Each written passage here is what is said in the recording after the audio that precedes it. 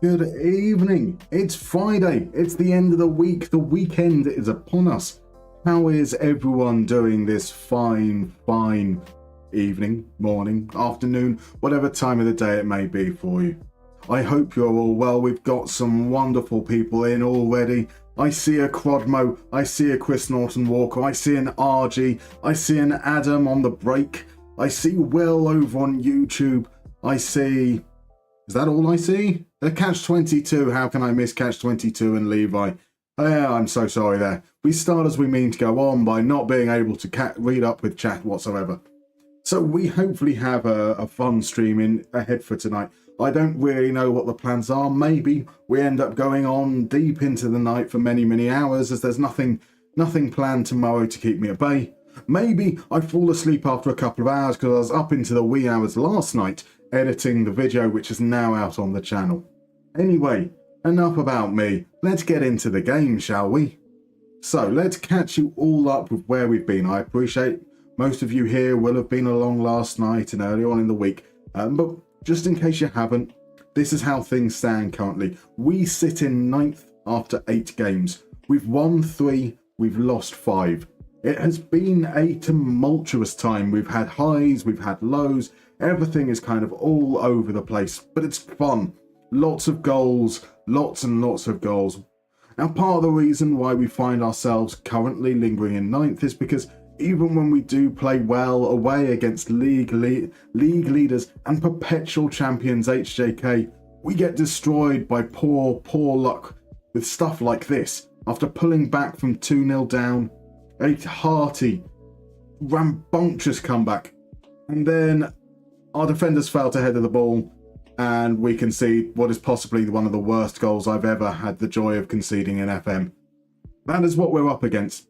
We have a group of players that really aren't necessarily that good, or we don't really have a very balanced squad. We've inherited the squad as it is. We've got the first transfer window closed, and so we have a surfeit of centre-backs that are kind of like defensive midfielders as well. They can't really do either of them at all. We have one right back. He's been okay. Like, he dribbles. He dribbles, that's good. We have one left back. He doesn't dribble, but he does create chances. We then have loads more defensive midfielders. There are more defenders than you can throw a bowling ball at. I don't know. There's probably a proper phrase in there somewhere, but I don't know. Loads and loads of deep midfielders. And loads of kind of central attacker-y type players. We've got, well, 2, in fact. Robin Sid and Jaden Reed. Jaden Reed's been pretty damn good for us. He might be the star of our season so far. And then a load of strikers. So that's kind of left us a little bit hands tied, I think we could say. We are currently rocking with some variation of Christmas tree fun as we enter into these winter months. Whether we play with wing-backs or defensive wingers kind of changes depending on the mood, but we can't really defend, so we're going to attack. We're going to attack with a lot of people, and we're going to hope that maybe 1 or 2 wins fall our way, and that's how it's been so far. Our 9th place is not far from where we are predicted to finish. They reckon we will finish 11th and be caught up in a relegation battle, and we're just a little bit above that right now, which is fine. We have a bit of breathing room between us and the bottom 3, but there's a little bit of a gap above us, and you can kind of see the table separating its way naturally. We are 3 games away from the halfway point, so there's 22 games. 22? Yes, 22 games in the first period of the league, and then it splits in half into a championship group and a relegation group. Realistically, we can already see that the top 6, with Interturku and Cups holding on there, are kind of forming, and the bottom half is looking quite clear. So I think we're going to need to brace ourselves for a relegation battle as we push through the season. So I can see that Chris Norton-Walker has headed out. Thank you very much for saying hello. Maybe catch you later. It was a snow game indeed. RG says, when did Alex stop? It was 10 years ago. We were talking before the stream started that maybe Man United need to recognise that the problem could be with them and not the managers that they've hired. So it has been a long time of purgatory for Man United fans, but after 20 years of dominance, I think they'd probably take that trade in hindsight. So do let me know. I know Adam is a Man United fan in the chat. Anyone else? Would you happily have these 10 years be exactly the same if it means that you can still have your 20 years of dominance beforehand? Or would you prefer like maybe a 30-year stretch of just always being good but only winning, say, 3 league titles, like perhaps an Arsenal? Will Morris over on YouTube says that he enjoyed the Tuchel video. Fantastic. After this stream is done, if you haven't seen it already, pop on over to the YouTube channel and check out the Tuchel video. I take a look at his history with Mainz, Dortmund and Chelsea, see kind of the philosophy that is behind what he does and how that might be applied to England, and then take them on a World Cup journey, World Cup 26, see what we can do. So let's see if I can just do a little thing. What was the command I gave it? I gave it the command Tuchel. There we go. Isn't that good of me? That makes sense. So yeah, wait until after the stream for that though. And so RJ points out that Ekenes are 500 to 1 indeed, and they're starting off brilliantly. An absolutely fantastic start for them, but we did beat them last time out. That was how we ended the stream last night, with an absolute thunder bastard from Sebastian Dahlstrom. It might have taken a little bit of a touch from the keeper, but that doesn't matter. What we care about is the fact that it went into the top corner. Did it catch the bar a bit? Bosh! There we go. Look at that. What a goal. So Ekenes have fallen to 3 defeats. One of them is to us, which is marvellous. And we today are playing SJK. They are currently in 11th and are expected to struggle. They are kind of like us, whereabouts you expect them to be. Actually, they're projecting them 6th, which is a surprise. So this should be an interesting matchup for us. We are going to be without Adam Larsson, who's meant to be our best striker. He is suspended for picking up a couple of yellow cards this season. And we will be going instead with Jayden Reed as our striker. Salonen in behind. Sid carrying on in this kind of not quite trequartista role. Otherwise a pretty standard midfield going on. We're going to keep way with Foncel. Foncel's been solid. He's winning 95% of his tackles, which is sensational. He's reasonably safe on the ball. He's been a little bit creative and helped us by breaking those lines with his dribbles. More importantly, he's also left-footed and he's playing on the left-hand side. But we do have Maciej Sajala, who, from an attribute standpoint, isn't particularly good at any of the defending things, much better at the passing stuff.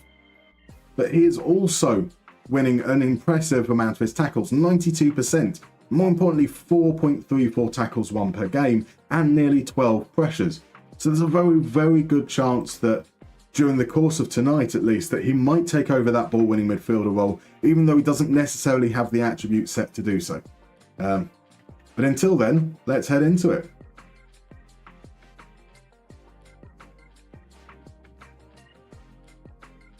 So it's important we make...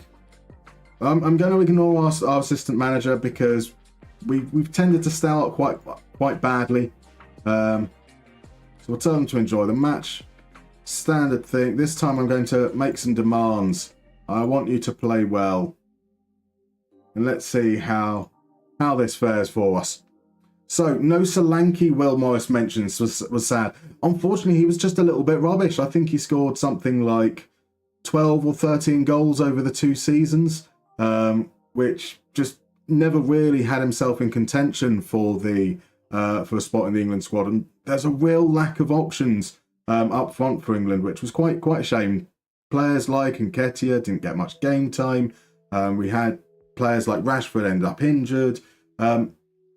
Yeah, really, really slim pickings. But it's okay because Harry Kane is pretty good. He's still pretty good at 32. So Danny says, evening mustering. Thank you for your help on YouTube a little while ago with alt colours. Was a great help. No worries at all, sire. I'm glad it worked. So evening to the Finnish Amorim in chat. Maeve, good evening. How are you, sire? Right, here we go with the cross. But 30 minutes. There's not really been much happening in this game so far. But hopefully now we've got a chance. Enquist swings it in. Jayden Reed with a header that is never, ever going to trouble the goalkeeper. RJ says, not a fan, but I still remember Solskjaer and Sheringham versus Bayern. That was a classic match, wasn't it? Adams coming in. He's torn loyalties tonight. The SJK save lingering large in your past there. For one evening. One evening, I think you can you can root for IFK. But here it looks like SJK are coming forwards. It's just about to move into injury time in the first half. It's been a pretty drab game so far as SJK are forced to go backwards. Valsto now moves it on quickly to Karjalainen. Back to Valsto. And it's back into the defensive half again. Yeah, Tikkanen plays it out to Boubacar Fati. Fati's going to run forwards, carrying it in space. Can he play the ball through? That's a lovely ball to Moreno, and that's 1-0. What a delightful, delightful ball. But it's been disallowed. The assistant referee has his flag up, and we don't get a replay. Right, so here's Dahlstrom with a free kick. Oh, narrowly wide. Almost ended the first half on a high there. So we can see we've had a lot of the ball so far. I'm just looking at that possession map. All that lovely heat map is very much in our favour. We've got 6 players on average ahead of the halfway line. So we're definitely doing quite well in terms of the positional battle. And we can see that with the momentum there as well, which is cool. 6 shots to their 2, but their 2 was... They did have that disallowed shot. That won't count on their 2, in fact. Now, we don't really care too much about possession. We really want to be creating more chances than we are. We're seeing a lot of play going through Dahlstrom. That's to be expected. He's a playmaker. Fonsell there is actually a little bit further ahead of him, despite being a ball-winning midfielder. Robin Sid isn't as involved as I would like. Oscar Salonen there. And Jaden Reed. Jaden Reed is all the way back there. He's isolated. We need to be getting him the ball in further places. So, right. We simply have to be better in front of goal. And that will come with... We're already at quite high. We will ask players to be a little bit more expressive. Let's try and make those balls through a little bit more. Now, to get him more involved, you probably want him to drop deeper. But I'm actually going to set him as an advance forward and try and get him pushing that back line even more often than he was in the first half. Along with the being more expressive, hopefully we can push through a bit more there. Maybe, though, we do drop the mentality a little. Let's see how we get on in the second half. So regarding games this weekend, Ipswich versus Man United to see if any change of organisation and energy with Amarin's arrival. That is fair. That is definitely a fair shout. Do you think you're going to see many big changes? He's only been in charge for a relatively short amount of time. It does take a while for those ideas to fully take hold, you would expect. Will says, so to be fair, he's looking to link up players for Spurs right now. I'm a salty FPL owner. It's a difficult thing when you go from a team like Bournemouth, who are very, very transitional. They're on the counter-attack a lot. There's a lot more space to deal with, and he's having to adjust to a team who's going to be a little bit more dominant.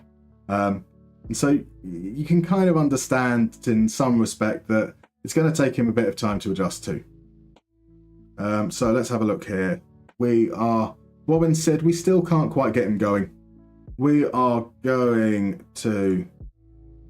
Right, let's go back to what we've done before. We're just doubling up these attacking midfielders around the target forward. Sid can come off, and our boy wonder, Arvid Lundberg, can come on. Let's put him on that side there. And we are going to bring Dahlstrom off. I think he's been okay, but I don't like players on bookings. So what we're doing that, be more expressive.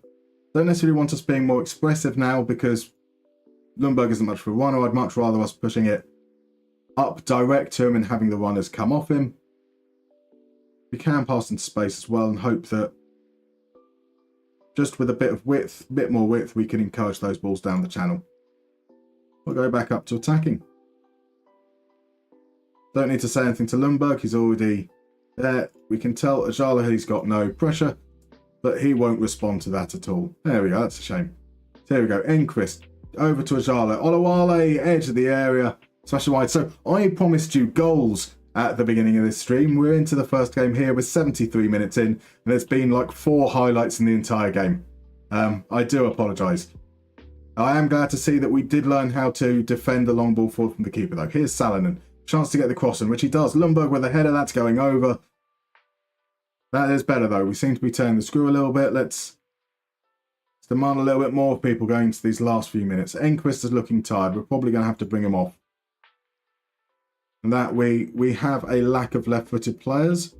So we will bring on Leon Anderson, he is left-footed. He's learning how to play as a wing-back. Yeah, we'll just go for the one change right now. We've said some exciting words to them. Maybe that will help them in the last few moments. Coming into the last 5, in their own half. Salonen intercepts the throw-in. Now he crosses it. Jaden Reed shouldn't be able to get there. He can't. Paunio claims the ball quite cleanly. He's going to go long. We've struggled with long balls, but Machado gets the header in. Lundberg connects. Olawale, spacer on forwards. Comes back inside instead, but here's Ajala. Ajala's going to burst in space. No, he plays it back to Olawale. Here's the cross to Lundberg, and that's pushed away by Paunio. That was probably the chance. Probably the chance there. Anderson now will take the corner. Last 6-7 minutes or so when you include stoppage time. Reitinen gets there and it's over. A good end to the game so far, but we're not quite able to do the things that we want. Jaden Reed hasn't had the greatest half, so on comes Nunes. He will play as an advance forward. We'll ask him to stay wide as well. Down then, you can score the winner. Nunes hasn't been particularly good for us, it has to be said. Oh no, that's bad. That's bad. We've completely left their right winger free from the left winger even from the free kick, but it's claimed by Rikkinen. We are now officially into injury time. The ball's gone long to Salonen. He can't win it. Honkler, able to turn, plays it back to Gask. Victor now. Now they move backwards. Gask can play through the lines. He can't. Reisner gets in. Nunes gathers nicely. Can he do something? That wasn't the something I was hoping he was going to do. There we go. And it's going to peter out now. A draw. A draw is reasonable. We haven't drawn a single game yet this season. And this is a team we really should be aiming to beat. But it has been shown that we've really struggled against the teams of a similar quality to us. So to pick up a point is more than what we've done in the past. 0.96 XG from 15 shots is pretty poor. But we do have a lot of headed chances in there. Headed chances do tend to be lower XG. We did well in terms of dominating the game. And we are better set up to be counter-attacking than dominate the game. So we do need to find that little bit extra in terms of unlocking teams in these situations. So, I'm disappointed in you lads. We should have done better than that, I'm afraid. And that keeps us comfortably in 9th. Oulu are now within 2 points of us. I think they were within 2 points of us before, actually. And Dahlstrom will miss the next game because of a booking. That's okay. We get Larson back, though. So, you know, swings and roundabouts. Pop on my rest. Our next game is in the Cup. And it's a home game. And now this is a chance for me to catch up a little bit on chat. So it's going to be a long night. It did look like it was going to be a long night when that goal was scored, didn't it? But thankfully, not too tragic in the end. So we will ring the changes for the Cup against KPV Kokkola. Kokkola play in the Ikonen, which is the 3rd division over in Finland. Our last round was against the 3rd division team. We rotated heavily and we went 1-0 down. So maybe this isn't the wisest idea, but we're going with it anyway. We will have Larson back into the squad there. We've made changes at the fullback positions. We're going to bring... who are we going to bring in then? We're going to rest Alvinen. Alvinen hasn't really been given a rest much this season. Can we find a way to get... We'll have Adam Larson back in. We'll try Larson in the creative role, Salonen behind the striker. We will let Sid behind the striker. Salonen will have as the playmaker. And we're going to have a look at Ojala now as the defensive midfielder.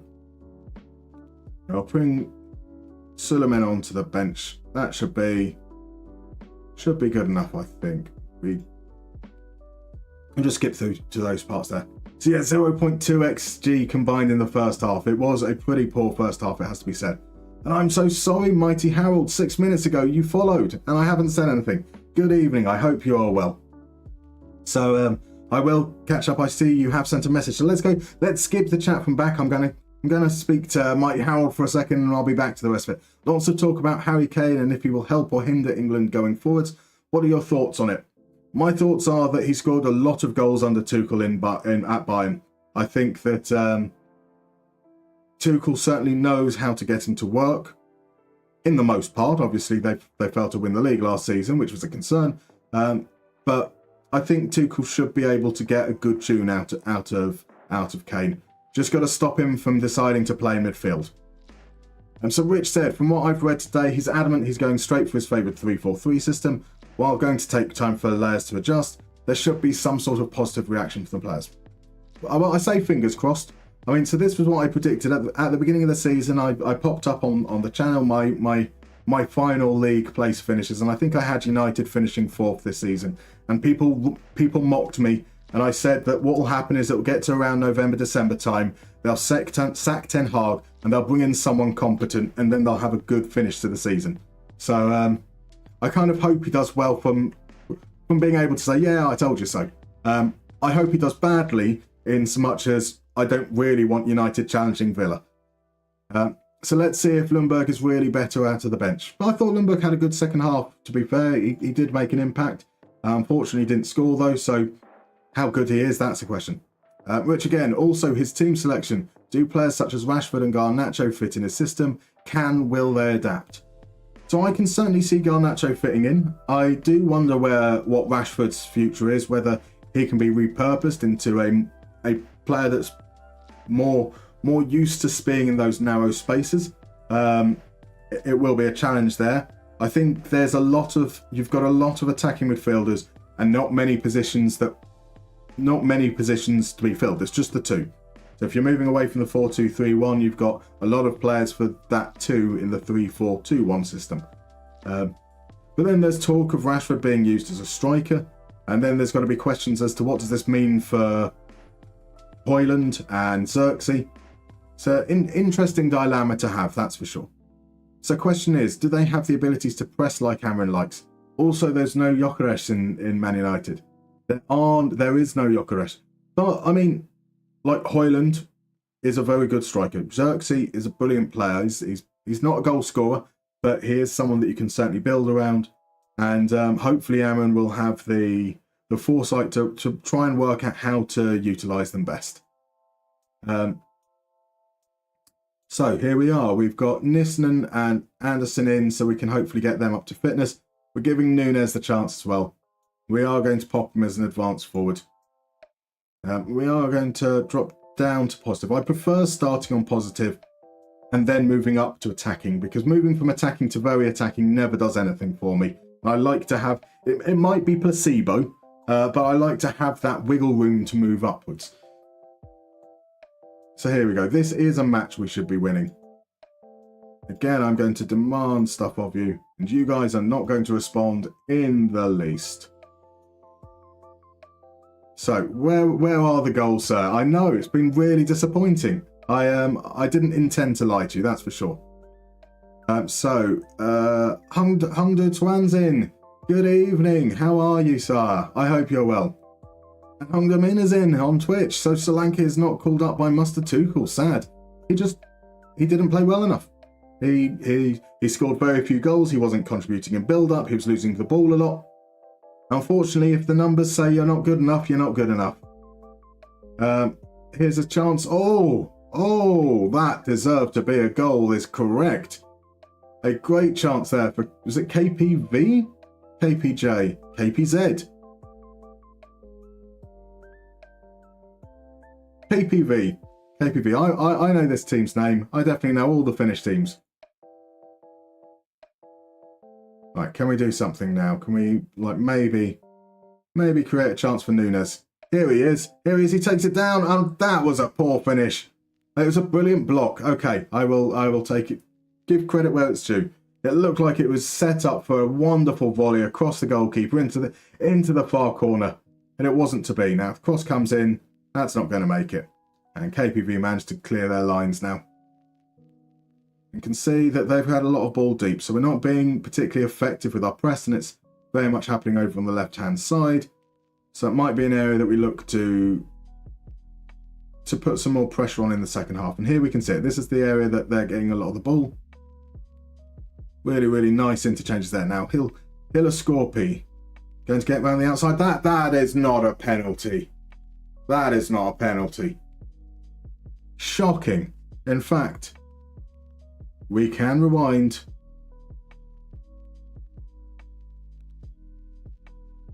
Wins the ball cleanly. Yep, absolutely brilliant tackle from Leo Anderson there.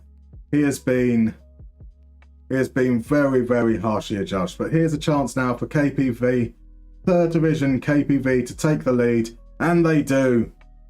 This is how we started the last stream. Our second game was a cup game against the 3rd Division outfit. We just can't turn up in the first halves. It seems quite maybe we actually play all our reserves in the first half just to keep our best players fresh for the second half when we do eventually turn up. So this is where it helps to be able to go to attacking. It's going to be that man Lundberg coming on. Yep, that seems fair. We don't need to throw a bottle, but we do need to tell them that I'm unhappy. Now, we don't want to counter-attack because they're going to be sitting deep anyway. There's not going to be the space to counter. And Nunes is the player that's going to come off naturally in that situation. We'll stick with the rest of these guys. I'm not blaming Anderson for that penalty. That wasn't his fault whatsoever. I am going to ask my defenders to start tackling harder. I know that seems a little bit crazy when we've just given away a penalty. We got to tackle hard around here as well, but we're letting players move through us far too easily. So I'd like to see us maybe just show a little bit more willingness to attack the ball. Let's get ourselves back onto it. And there we go for attacking mentality there. We saw that this quadruplet here, we're getting a lot of the ball. So let's be really aggressive on Austin Kranek in particular. Right, let's see if we can bring it back in the second half now. So maybe Xerxes can be repurposed as a ball boy. There's some Xerxes hate coming in from Zeep. Good evening, by the way, Zeep. How are you? I feel the same about Kane. I was once asked to play a drinking game. Drink whenever I think, what on earth is Kane doing there? Declined as I don't want liver damage. He is the deep lying forward is an interesting role. The one that kind of thinks he's a libero in terms of positioning. And that wasn't a penalty either. This is whoever said who is the Finnish David Coop, this might well be. Ajala's going to step up now. That's a cracking penalty. Seppa went the right way, but no chance of saving that. No chance whatsoever. Oh, and he goes for a little dance. Let's do the Ajala. Funky. That was great. That was a really nice penalty. But that is some shocking refereeing. 2 penalties that weren't penalties, but at least it's leveled itself out now. Rich says, I'm increasingly concerned about his lack of mobility, to be honest. That's fair. He isn't the most agile of lads, that's for sure. But he's a wonderful facilitator as Reitinen hits the bar. And we get the ball back, but nope, Seppa claims. Again, more encouraging here in the second half. Bruno going to be deployed deeper, says Hungdamin. It's going to be interesting to see whether Bruno does play in a deeper role or whether he's going to be used behind the strikers. Sorry, you did say before that Xerxes can play behind Hoyland. Amarin likes 2 mobile attacking midfielders behind the striker. One of the AM likes to drop deep more, one acts as a shadow striker. Xerxes will have game time. So this is where I'm going to be interested to see what happens, whether he sticks with that approach universally or whether he ends up having Xerxes starting higher but being the one that drops deeper. As there's a cracking chance from Gnistan, Seppa manages to turn it away. Ignore the advice. Anderson's going to step up, swings it in. Lundberg goes for it, can't get there. Sips the second ball. There's space for him to run. Will he run into it? He swings it in. Larson attacks the ball. That's another corner. We're just going to see a succession of corners, one after the other, after the other, after the other. Anderson with the outswinger. It's into Reitinen. He wins his header again, but that time it's over the bar. Right, we are now in... Okay, we'll see one more corner and then we'll make the change. Anderson in. Lundberg. Beautiful. It's a little bit difficult to celebrate against a a third division team. But that will do nicely. Another set-piece goal for us. Sherland is earning his money as the set-piece coach. What a wonderful run from Lundberg, attacking the ball from deep. A nice, big, strong header in off the frame of the goal. Some beautiful stuff there. Right, so the changes we're looking to make here is... okay. Sid still isn't impacting the game at all in any way that we would so like. We're going to see Fonsell come on, Salonen push back forwards. Swap these guys around there. We are going to see Suleiman come on in defence. They have suggested that we remove Machado. We will. Now, will shuffling our defence around now put momentum back into KPV's favour? We'll see here. Suleiman, though, with his first engagement is to head the ball to KPV, but we've managed to recover. Riikonen now is going to go long. Absolutely pelts it forward. We can get to the second ball. No, we can't. Victor Gomez turns, plays in Mantanen. Into Ikonen now. All the way back. All the way back. Keep your shape. Keep your shape. There we go. We see Riikonen shifts across to the left as there.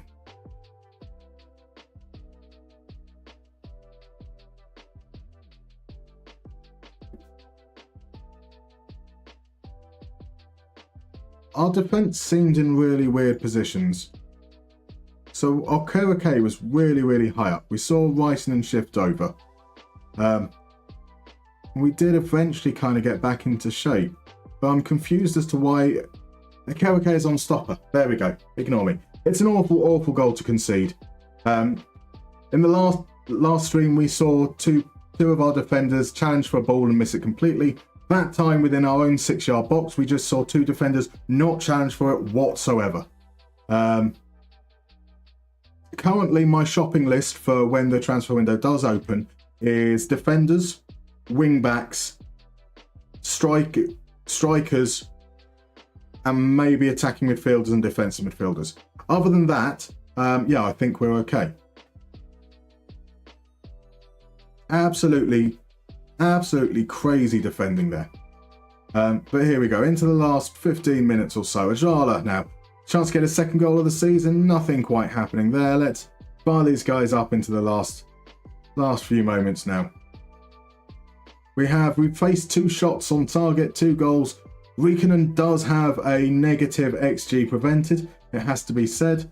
We have done actually quite well defensively. We're going to take a look at the stats in the league after this. Because defensively, we're like maybe the second or third best team, but we've conceded like the second or third most, which is clearly a problem for us.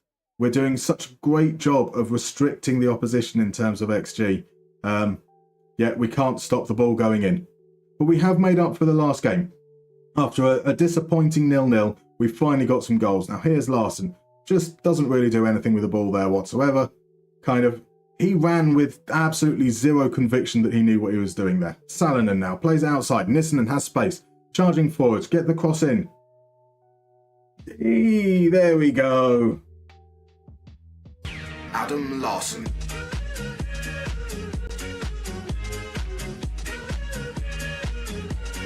Adam Larson. And there we go. Right at the death. I thought Gnistan had missed the opportunity. He could have crossed it earlier, took an extra touch, but it's low cross in at the 6-yard box and Larson is there to tap it in. This is the goal that I hate seeing being scored against us. How on earth can a striker get the ball 2 yards from...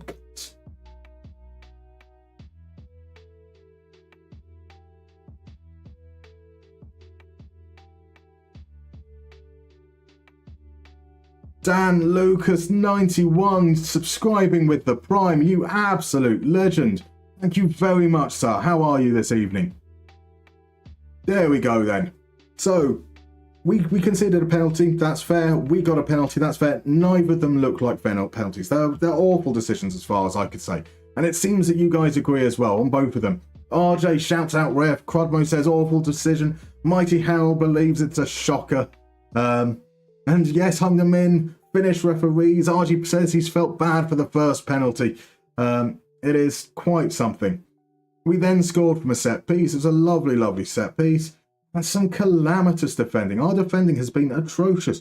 As Hungdamin says, I mean, first the AC Moneyball save, now this. It doesn't seem to matter what we do.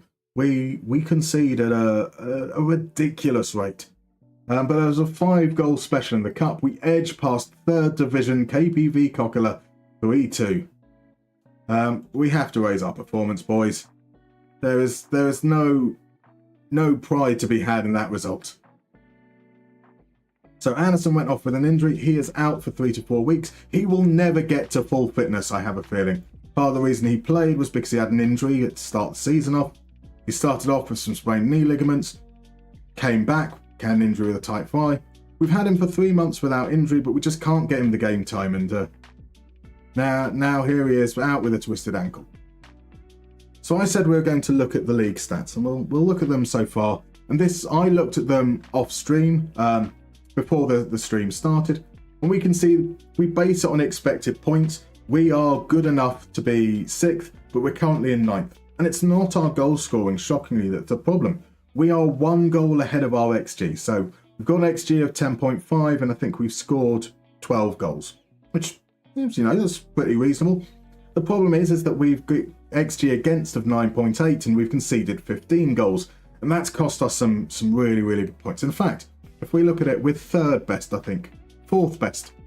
So the best in terms of XG against is HJK, followed by Ilves, followed by FC Lahti, and then us and Ikanis, we are joint on 9.8 in those 9 games. But if we look at goals conceded, we are the 4th worst. We have conceded joint 3rd worst even with FC Hacker there. We have conceded 15 goals in 9 games. And so that's really, really difficult because we don't have the options to be able to address it. We just don't have players, but we're doing the right things defensively. We're doing everything, well, not everything right, obviously. Matthias Rikkonen here, he's our 22-year-old goalkeeper. He's conceding 0.42 goals more than expected. The fact that we're managing to keep XG against low is a good thing, but here we are, it's unpredictable. Now, does that mean eccentricity? Or does that mean inconsistent? He is inconsistent. That is something. And he is eccentric. Okay. So eccentric and unpredictable. That might be a contributing factor. But our backup goalkeeper is Mark Nordqvist. He's had some injury problems there this season. He is also our under-20s coach. Part of the reason why he's a coach at 26 years old is because he's really, really bad. So I don't think that's going to be the solution. Let's find out. We do need to brace ourselves though, because our next game is away against Ilves. Ilves are the team that ended our cup run earlier on this season with a comfortable 2-0 win. It's going to be a tricky away game for sure. So who do we get in the next round?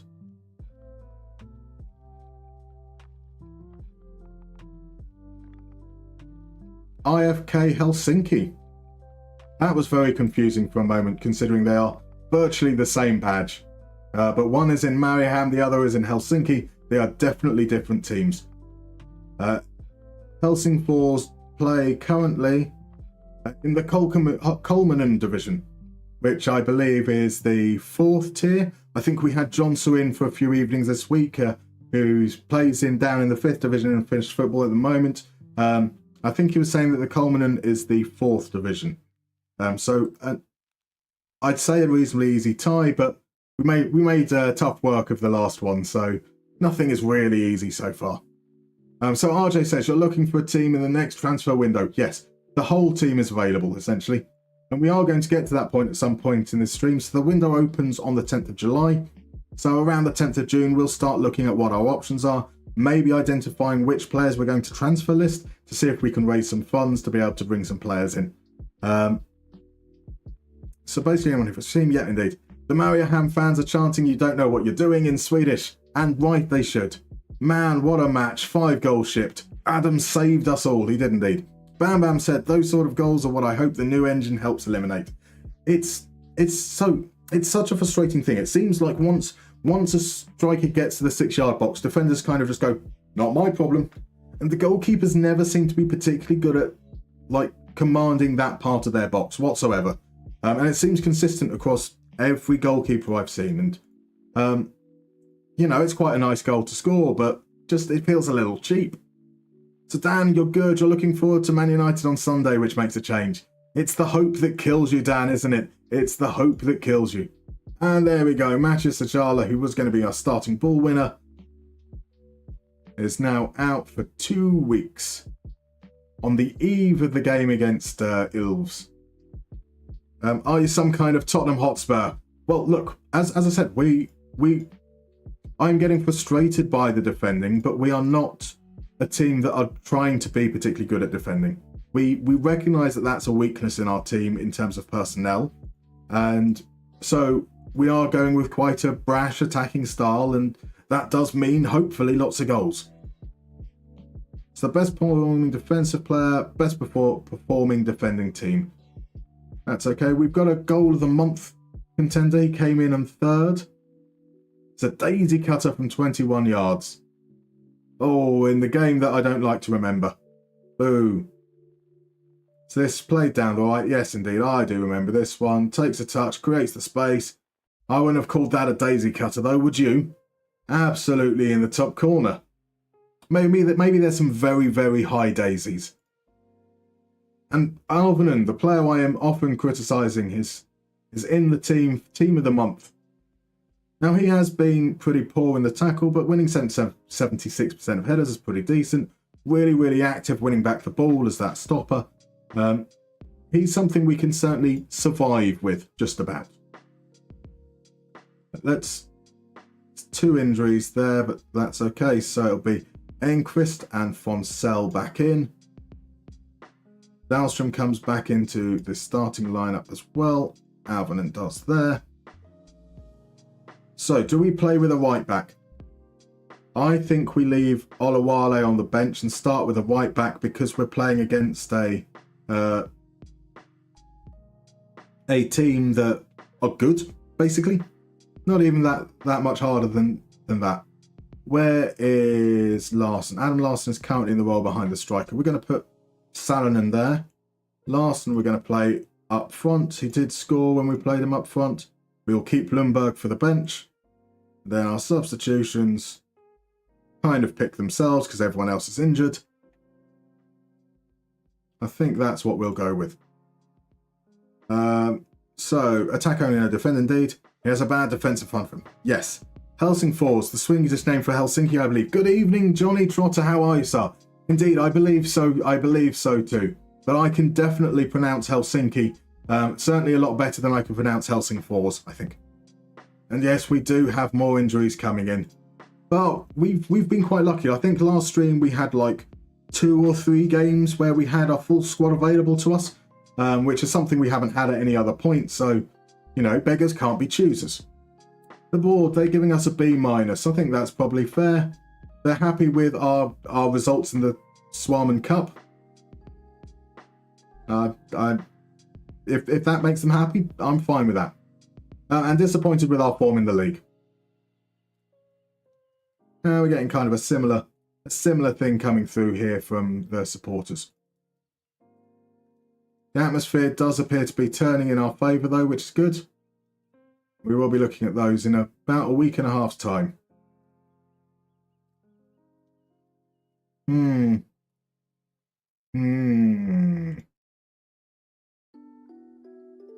Right, we are going to start Lundberg.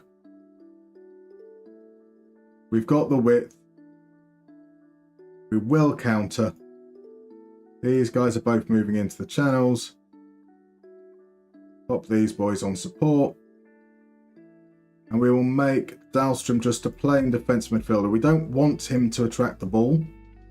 We want him to still do the deep lying playmaker things of taking more risks. But if we're trying to counter-attack, I don't want us to then be recycling it back to the defensive midfielder. So that's fine. Yeah, Jaden Reed's not had the greatest form recently, but he has had. So he's had big moments. He's just not finishing them off, which is kind of indicative of a lot of our strikers. So if we look here, he's been playing mainly as an attacking midfielder, occasionally as a striker, couple of times off the left. 0.4 goals from 0.19 non-penalty XG is pretty okay. Actually, no, it's not, because he scored 2 penalties. He scored, what, 2 penalties? 3 penalties. 3 of his 4 goals are from the penalty spot. But he is getting into shooting position, which is what I like. And he's not losing the ball much. And I do tend to gravitate towards players that have good possession loss metrics. But also, none of the players in the attacking midfield position have been doing particularly well. So here we go. They're making a number of changes for this game. We're going to start with the counter-attacking style. And hopefully, an away game against a team better than us. These are kind of the games that we've done okay in terms of like a bit of a smash and grab. So, fingers crossed. Or we're about to get absolutely battered. Here's a free kick from long range off the... I mean, was that where the bar and post met? An ambitious effort. But almost something rather special as Riikonen just watched it go on. Dahlstrom makes the challenge. Good into Machado. Riikonen plays it forward. Lundberg loses out, but here's Reed. He's through on goal. Reed is through on goal. Reed! Bosh! Get in. That's what we need. Counter-attack was executed with almost surgical precision, they say. And they're kind of right. We got a little bit fortunate here. The ball broke kindly, but that would meant Reed was away. And once he was through, nothing was going to stop him into the top corner. Thank you, kindly. This is what we're built for. We are built for counter-attacking football. That's a little bit tricky against teams that like to defend deep. So now we can expect it to be all Ilves. Going to be back against the walls. Now Aspergren with the throw-in into Arifi. It's back to him. And there's another penalty. It is penalty o'clock tonight. I can't really have any complaints about that. It did look to be a shove in the back. And here we go. Alam Ilmaki with the penalty. That's 1-1. 10 minutes. 10 minutes that lasted. And RJ, I see you have redeemed Only Connect. That's perfect. We can do that as soon as we come out of the break. It is another pen. It does seem to be a...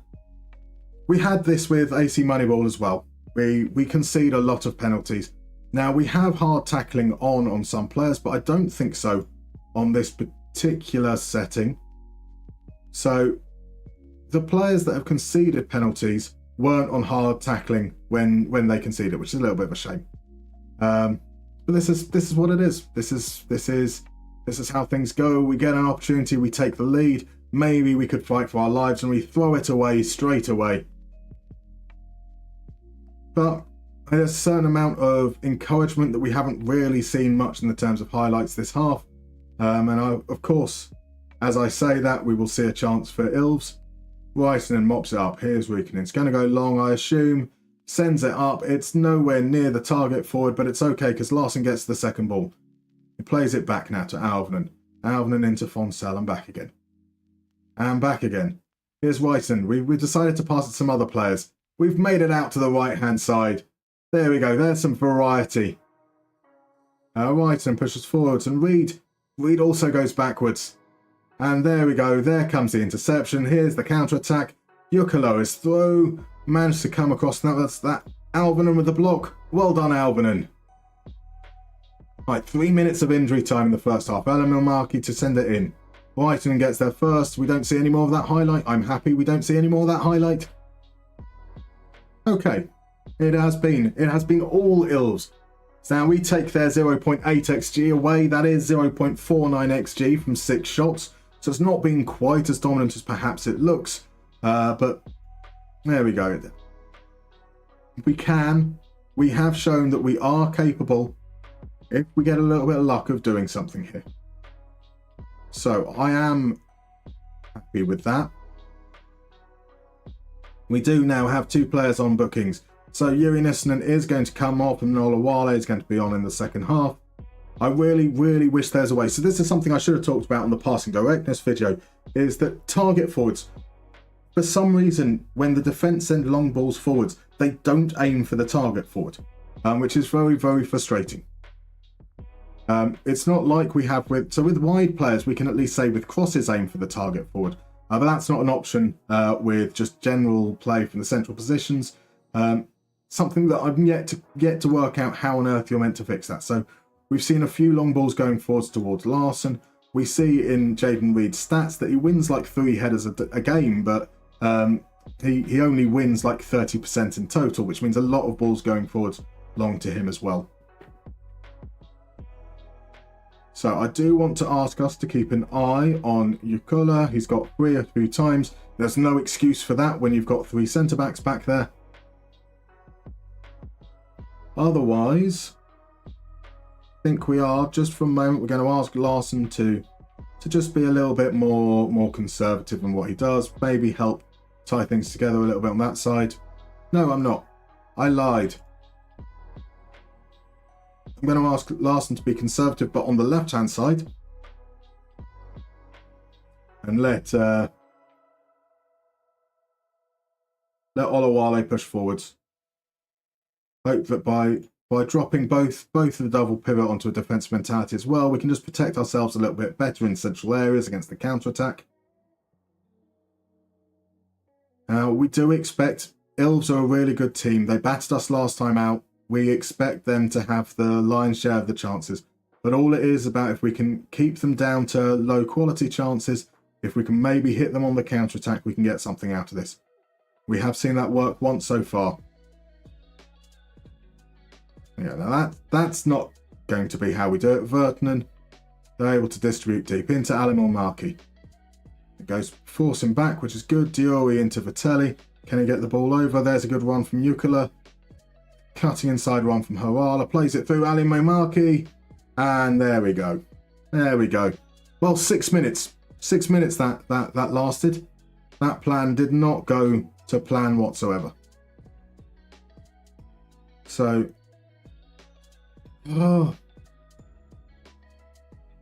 just someone defend. All right, first port of play. Oh, we've done the whole thing, so there's now going to cancel that shout, isn't it? We're already going straight back to... We are going to push forwards. We're going to attack even more aggressively. We're going to take counter off because there might not really be as many opportunities to counter. And we are going to ask these guys to stay wider.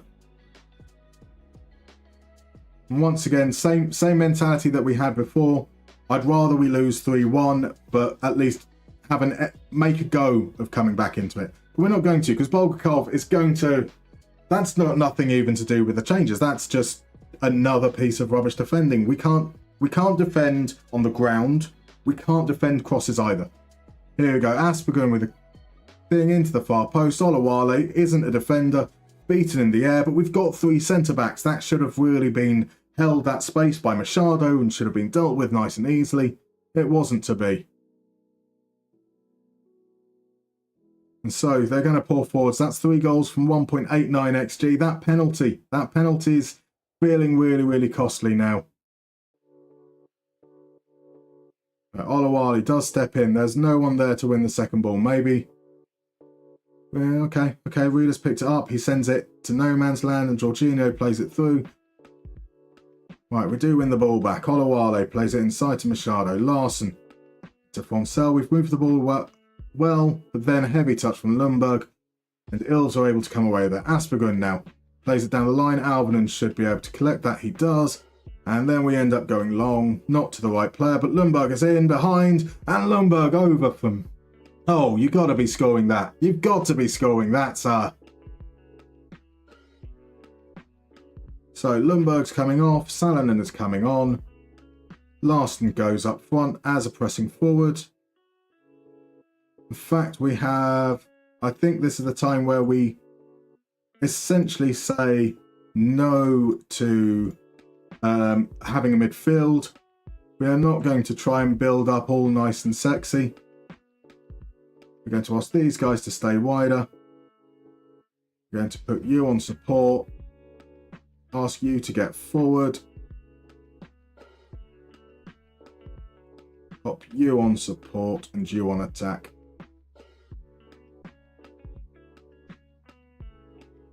Fonsel can come off potentially. We're going to bring Sid on. Okay, we'll bring Sid on. We'll put Sid up front. We'll actually make him a false 9 so that we do have somebody dropping a little bit. And Dahlstrom can be our ball-winning midfielder. Let's see if we can get back into this just a little bit, potentially. Right, Engqvist with the corner. We have been okay from set pieces. Machado gets there. Lines are cleared by Ukula. Do we have a chance from the second phase, potentially?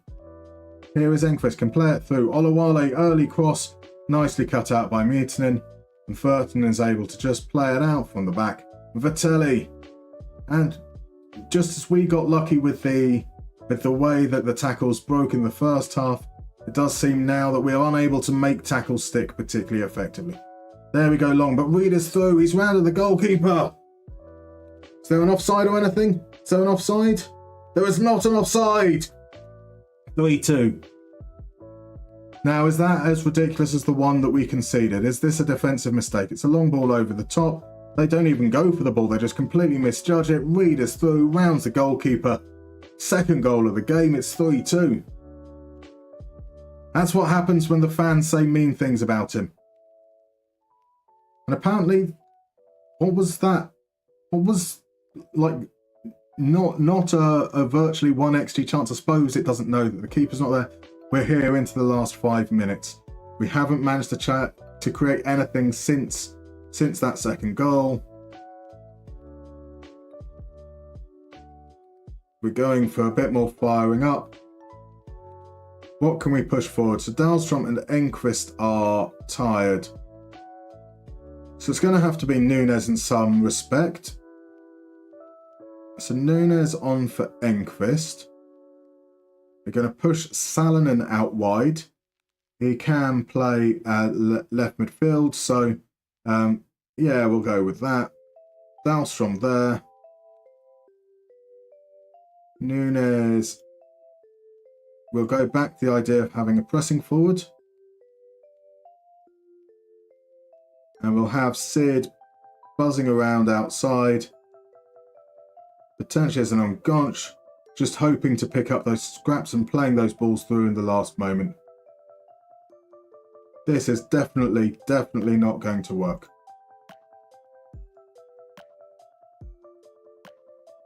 Willie Nunes, the man who hasn't scored yet this season, is going to be the one to change our fortunes.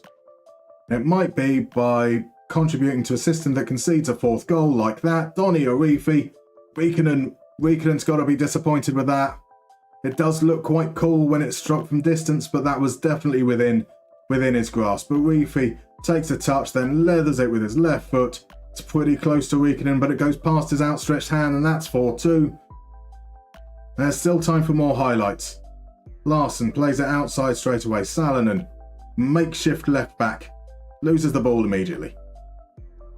We have scored 2 goals essentially from defensive errors. So, you know, we can't be particularly miffed with that. We've got fortunate in some respects, but our defending has been atrocious time and time again. Here's the cross in, and somehow Reed has the ball. He goes back to Dahlstrom. Olawale from the angle. That's pushed over. We do like passing the ball backwards out of the box as well. Which does seem a little bit odd. It's not something I've seen us do much in any other save I've had. And granted, I don't usually go all the way up to an attacking mentality, but if anything, I would have thought that an attacking mentality meant we were less likely to pass out of the box in those positions. Here's Dewey. They've learned that they just need to get shots on target to score against Riikkonen. 95 minutes are up. This will be the last highlight for sure. Bulgakov gets the cross in. Maric with the header over the bar. And that should be good enough for 4-2 win for Ilves. I promised you goals. And that's fair. That's a fair result. We have played Ilves twice. They have dominated twice. They've deserved the wins. I'm not happy though with... Well, I'm happy with Reed. Reed was fine. I'm just not particularly happy with our defence. And Dahlstrom is now injured for 2 days. Ilves are now unbeaten for 10 games. They are now top of the league. Can't disagree with that too much. and we stay in ninth. So we're still in a reasonable spot in that respect. 3 wins, 1 draw, 6 defeats. We're ahead of where we're expected to be at this stage. So for those in the comments, I see you going, it's like AC Moneyball. No, it's not. We are outperforming expectations here. It's just expectations are very, very, very low. So I do apologise. Let me catch up now there. So for the criticism, his finishing worked. It did indeed. And that goal was so good that I went full partridge. I go full partridge every time. Another penalty. You've built some monsters of a defence. We're witnessing another conceding masterclass. It's crazy. It is. Now, maybe this is an element of... generally speaking, I'm quite a defensive coach. I like ball control. I like us to suffocate the opposition, which is something we can't do here whatsoever. And these attacking systems, they're exposing our very, very bad defenders for what they are. But as I said, it would be dumb to try and build a defensive system with these players. All that will do is it will mean we'll still concede goals, but we won't score any. We are going to have to pick up our wins by scoring goals when they come. And so that's part and parcel. We now have Reitinen suspended for our next game, which is in a fortnight against Gnistan. That brings us down to how many centre-backs in total? 2. Brilliant. I'm sure we'll get some injuries as well. But Okereke will drop into that back line there. He's a man who is slow, but he can jump and head and tackle. So that's what we've got. He's 5'11". He is a defensive midfielder, but he's our best third choice. That was a long highlight all for that. Indeed, there's a lot of highlights which don't seem to go anywhere. We found our boogeyman team now. It's a reasonable boogeyman team to have. So Ilves are predicted to finish second. Joint with SJK, to be fair. They are a very, very good team. I don't know. I haven't seen if we've got Jonser or Sert Bampson in over on YouTube. I haven't heard them chat with the IFK. Lovely to see you this evening. But I think they'd be able to confirm that Ilves won the league last season in real life. So the season that's just finished, potentially. Or maybe the season before. I can't be certain. But they have had success now. Very, very good team. I'm happy to have them as a bogey team for the time being. So evening, whilst walking the dog tonight. Good evening, FM Console. How are you, sir? Let's give a shout out to that lovely, lovely man. The advocate for volumetric. A fine man. Definitely go check him out. Scary logo, scary coach. It's a beautiful logo. There's no two ways around it. It's just a wonderful team all around. Being called the Lynxes, it's just so badass. Spooky match. Yes, that wasn't even Route 1, says Crodmo. It was Route 0. It was indeed. Just completely and utterly bypass everything. Reed didn't like the fans' feedback. He didn't. That's a good way to respond. That's exactly what you want to see. So, we have an early assessment of our youth intake. The intake lacks quality in goal. We have at least one fullback that has plenty of promise. There aren't any defensive midfielders that look like they'll trouble the first team. No particularly good centre-backs. Not a good year in central midfield. Not a lot of quality out wide. Not a lot in terms of wide midfielders. Our attacking midfield options are below the required standard. Short of the required standard up front. And we haven't got any new wing-backs coming through. And that is, as we understand, an excellent intake. An excellent intake indeed. Oh my, welcome along. The Mad Scientist, thank you so much for the raid. Good evening, one and all. Let me say, hello, I'm MustermannFM. I do apologise if some of you have just arrived, that you're about to see an ad break because it's just literally started this moment. But for those of you that won't be caught up in the ads, welcome along. We are playing over in Finland with the glorious IFK Mariehamn. They're a team based in the Åland Islands, which is an archipelago off the mainland, but it's a little bit closer to Sweden, and Sweden is their official language. This is a team in the Veikkausliiga, which is the top division in Finland, but they are expected to struggle, and struggle we are. We're 10 games into the first season. We have 3 wins, 1 draw, and 6 defeats. We are specialising in a large number of goals, though. That's 33 goals in the 10 games so far, mainly for the opposition. The first transfer window has been disabled.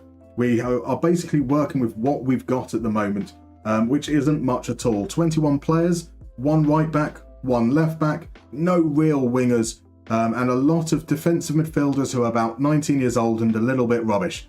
It's good fun. We are certainly on track to survive this season and hopefully be able to pick things up in the coming time. So, Mad Scientist, how was your stream this evening? Well, was it a 95-96 database stream? Is this the launch of the secret new database?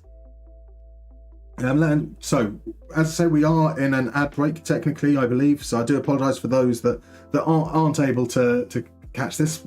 Once we come out of this, we're going to be playing a couple of games. We've had some point redeems on a couple of our little side quests, so we have an Only Connect round and a Guess the Player round, which I'll take you guys through in a moment. But let's catch up a little bit more with the chat there.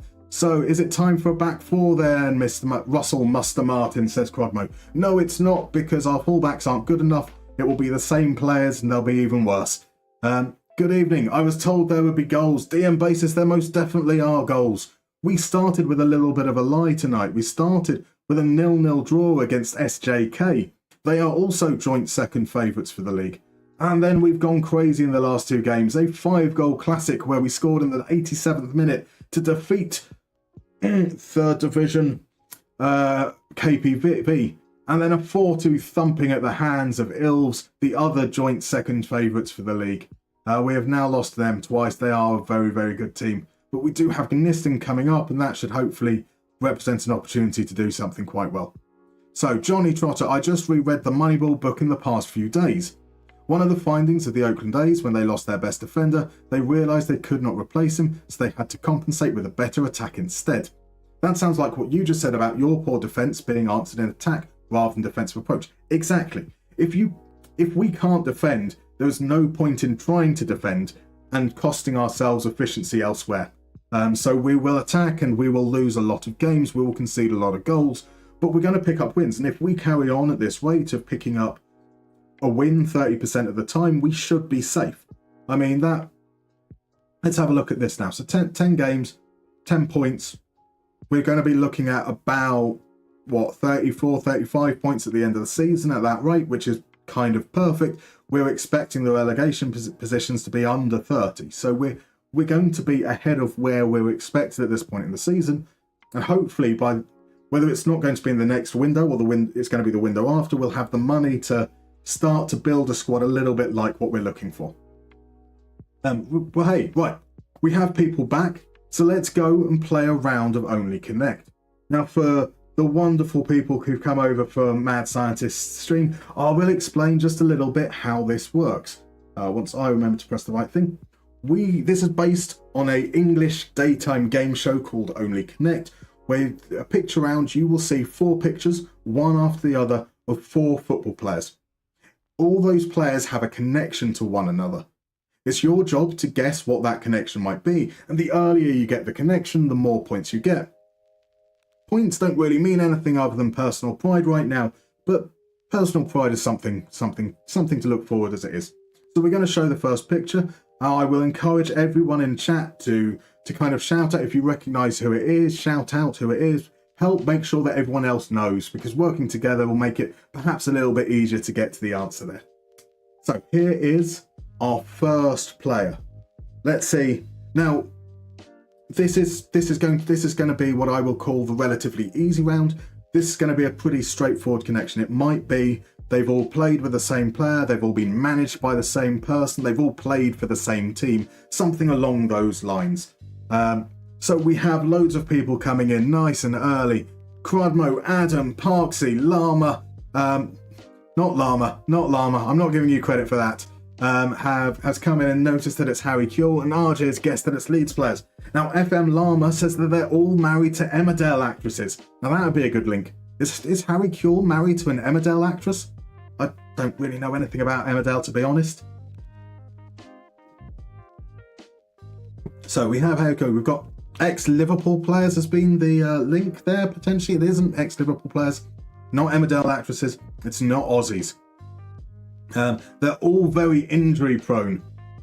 So that is a fair shout on Harry Kuehl. That's not what it is. It's a difficult one to quantify.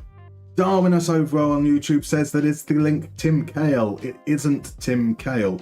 Let's move on though to the next one. This is perhaps the one that's going to throw a spanner in the works. Now FM Lam has come in and said, have they all been sacked by J-League clubs? That is not the link. Now that guess came in before we changed the clue, and we do have some early recognition going on. We've got Stam mentioned by Crudmo, Arjen, Levi, and Parksy as well. Bam Bam is guessing, are they left-handed but right-footed? I love that guess. I love that guess, because that is the kind of obscure thing that would make you all very, very angry at me. We are not going that abstract quite yet, but that would be amazing. Wasn't Harry Jewelry? I love that misspell there. Married to Cherie Murphy. I don't even know who Cherie Murphy is. That tells you how much I understand about pop culture and famous people. Crodmo, they've all been decked by David Batty.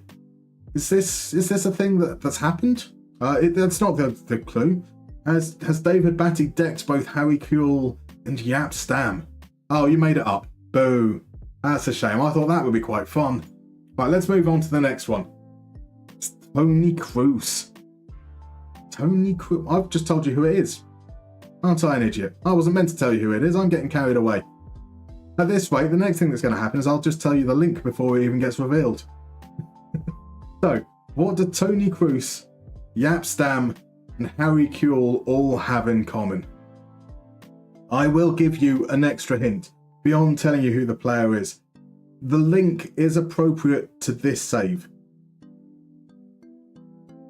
So FM Lamar, were they all at the 2010 World Cup? I can certainly say that Tony Cruz was at the 2010 World Cup. I could certainly say that the final clue that you haven't seen was at the No, he wasn't at the final clue wasn't at the 2010 World Cup. The final clue was still playing international football in 2010, but he wasn't at the World Cup. So they all scored goals past my Mariehamn defence. Oh, there's a shot coming in from Crodmo. That isn't there. Are they all captains of their countries? They might well be. They might well be. That isn't the link, unfortunately. So it is a reasonably good guess, though. All managed by Gus Hiddink. Now that is good. Okay, right. Okay, now I need to move across to the next clue, because a lot of people. Before we do that,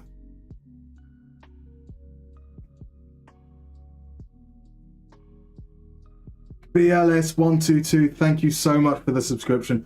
Much love to you. So we've had a few people have guessed that they all played with Jari Litmanen. But Jari Litmanen is the last clue, because Johnny Trotter was right by saying they've all played with Sami Hupia. Of course, I think Yap Stam was the one that could throw you off a little bit there. Yap Stam and Sami Hupia were both at Willemsvaai in 1995-96 season. Of course, Hupia was at Liverpool, and his period with Harry Kuehl crossed over from 2003 to 2008. The solitary season at Bayer Leverkusen that Tony Cruz spent there on loan. And of course, he was international teammates with Jari Litmanen all the way up to 2010. I can't believe Litmanen was still playing for Finland in 2010. Absolutely crazy, that. FM Lama says no idea what the answer is, but this is a great quiz. Thank you very much, sir. I do love the quizzes. And we have one more quiz to come, because we had a redeem on the Guess the Player as well. So we'll move across to that in a second. But as we head on over, and before I explain the rules, I do just want to catch a couple of the comments from a little bit earlier that I've missed. So Ilves finished second ahead of HJK and behind Cups. Says Susankari over on YouTube. Thank you very much. I know they were a good team. So that's something that gives us a little bit to rest on, having just lost. Rich has just said, sharing this for amusement value, I'm playing 1966 to 67 database. In this world, by November, Man United in the relegation zone and Matt Busby sacked. That does sound fun. That sounds very, very exciting. Now, I haven't properly said hello to everyone who came over from Madstream. I do apologise. As you can see, I'm a little new to this and I'm not very good at keeping up with chat. But Mr. Teeny, you absolute legends, you gentlemen, I hope you're doing well. I see FM Tommy C is in as well. Obviously, we've picked up an FM Llama at some point, Darwinus, who made some very good guesses over on YouTube. We have Parksy, some brilliant guesses coming through there as well. We've had, I did see a couple of other names that were new in. Oh no, Bam Bam, you've joined along. I do see you there as well. And Jason's over on YouTube. Calispera Jason, how are you, sire?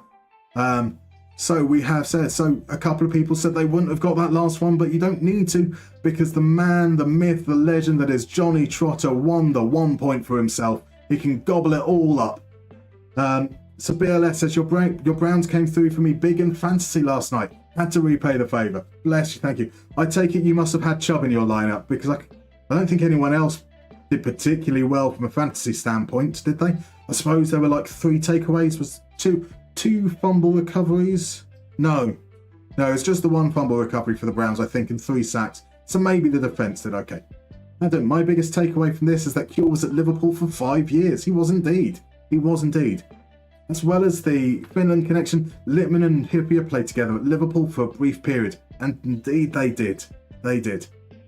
Chubb, Shamias was a bye week pickup and my opponent had the Steelers D. Marvellous stuff. It was a fantastic game. So for those that don't know, I'm an NFL fan. I support the Cleveland Browns and we played last night.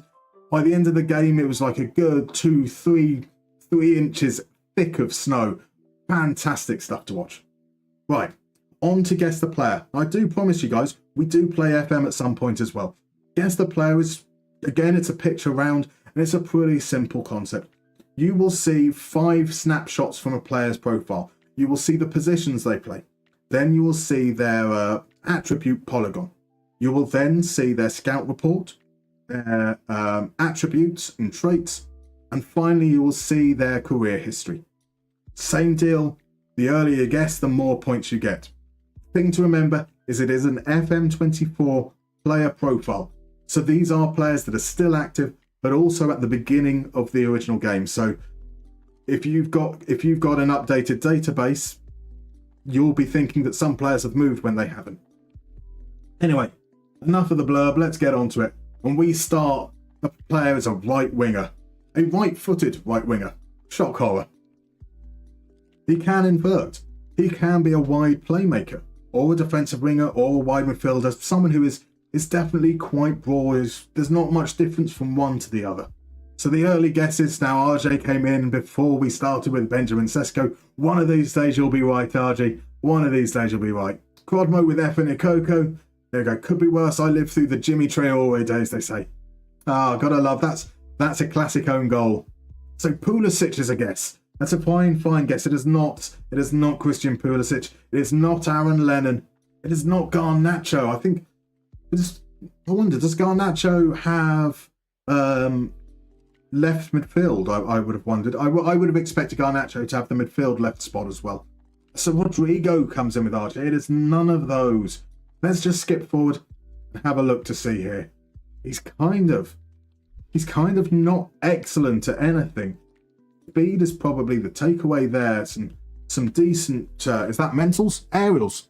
He's okay when it comes to aerial. There's a surprise.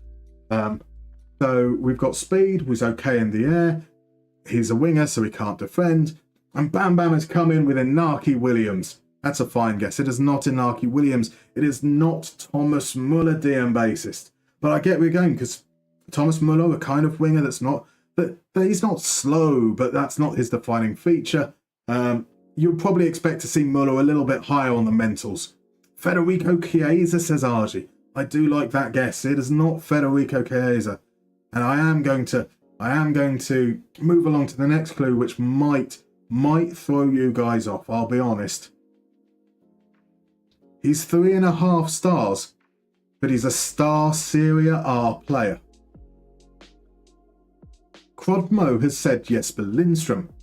I get where you're going. He is someone who is kind of good at things, doesn't really excel in any way, and he does start the game in Serie A.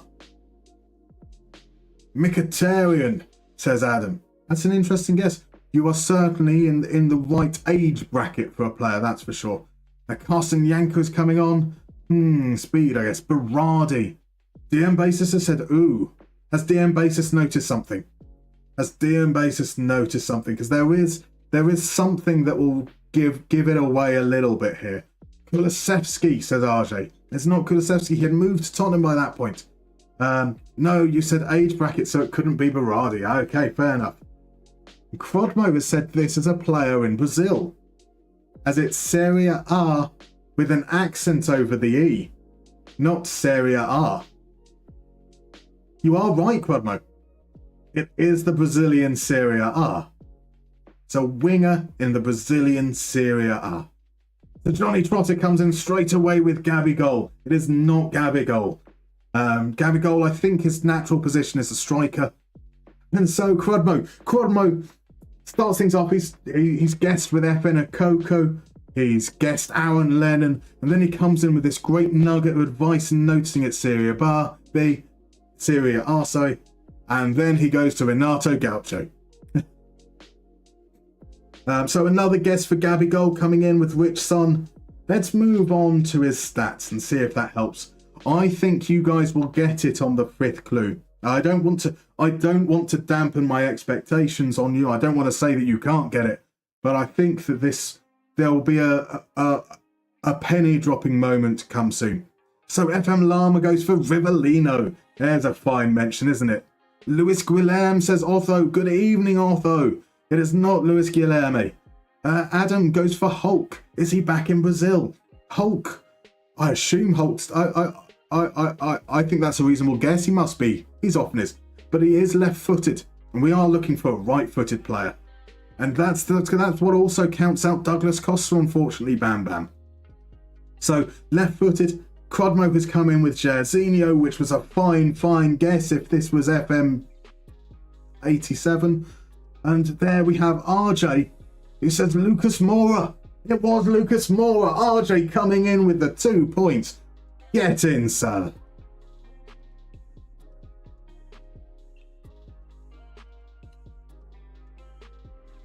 Now, I do apologise. We had a ad break about 15 minutes ago, just as Mad Scientist arrived, so we stayed around. Unfortunately, that means I need to go to the toilet, so I'm going to just step away for maybe about a minute or so. I'll see you guys in a moment.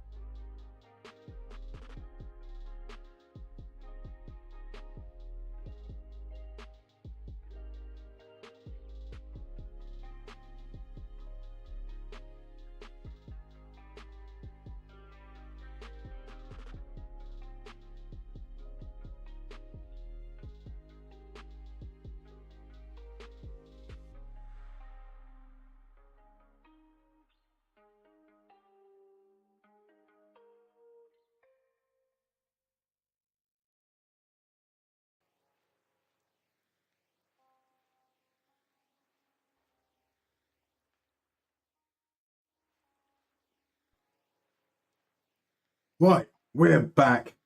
All I really wanted to do was coordinate that moment so that hopefully Llama was still in to see his lovely big face being advertised on someone else's channel for absolutely no apparent reason. Shall we play some actual FM then? I suppose that's what we're here to do, isn't it? So we have excellent work. It is indeed excellent work. A beautiful 2 points that went to RJ there. I genuinely didn't expect anyone to get that until the Tottenham reveal, or the Tottenham and Paris Saint-Germain reveal that would come with the last clue. Phenomenal work.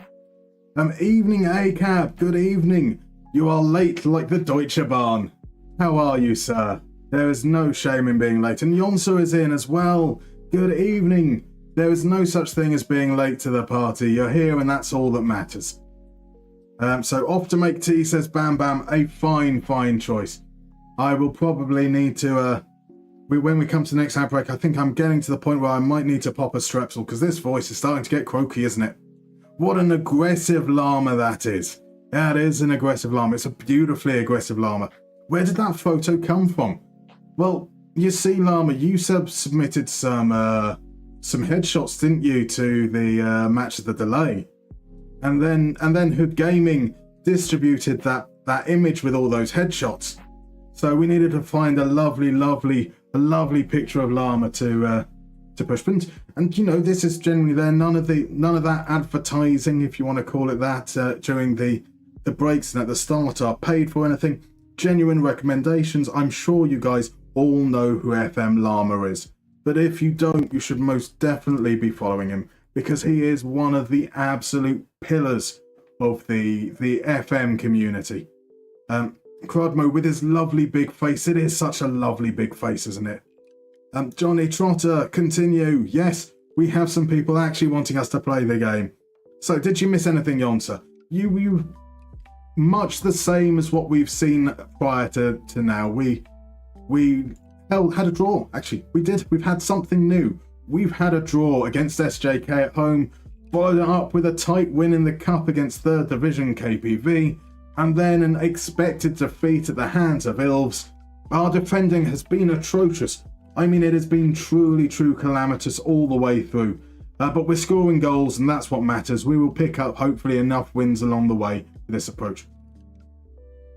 There's AC Milan Juve this weekend. That's the game I'm looking forward to. That should be a cracker, shouldn't it? A classic tie. Which, I have to gently point out, by 1987, Jairzinho would have been 42, 43 years old. Fair point.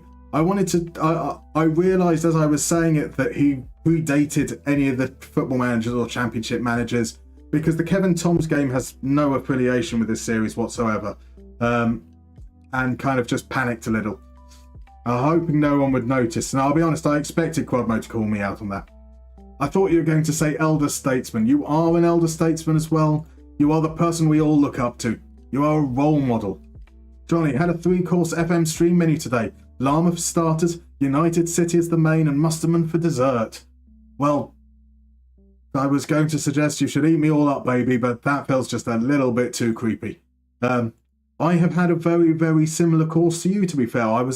I did go from Llama into United City, and then I tried to sneak in a very quick nap before the stream. And here we are now. So no one in this chat is old enough to remember who Kevin Toms is. Crodmo, everyone in this chat is old enough to remember who Kevin Toms is. Right, show of hands, guys. I can do this as a poll. Let me see. I know how to do these things. I definitely understand how Twitch works. Do you know who Kevin Toms is? Yes. I'm old. Right, there we go. The poll is out there. How many people know who Kevin Toms is? And it's coming in. They're rattling in with the yeses remarkably quickly. We do have some no's, though. So, well, we don't have no's. We have who's.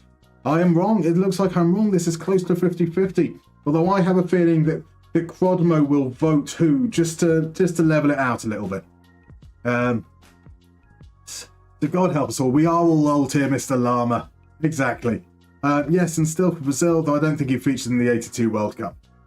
Yonsa, finally the international break is over. Time for Hanover 96 to continue our promotion push. You optimistic of promotion this season then, Yonsa? Which I am. I played his game as a kid. Indeed, we have the Kevin Toms fan club in.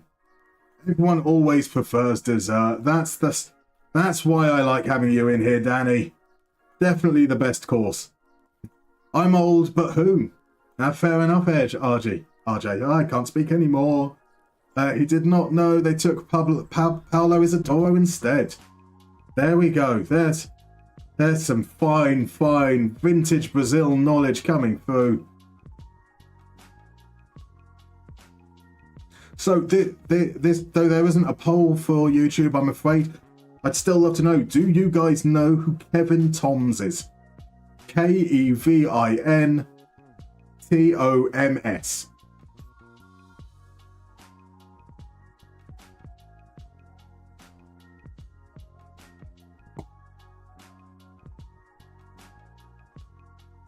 Now, just to wait for the end of the talking of international break, Sean, so here we are, waiting to get through one, see how many injuries we pick up. We've seen that Gnistan went down, so that's our right back gone.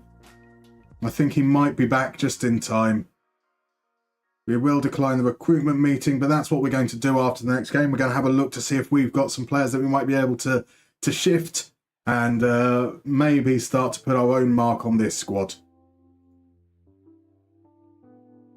And so, come on chat, someone else vote no to prove my point. Damn, it comes through 6-5 in the favour of Kevin Toms.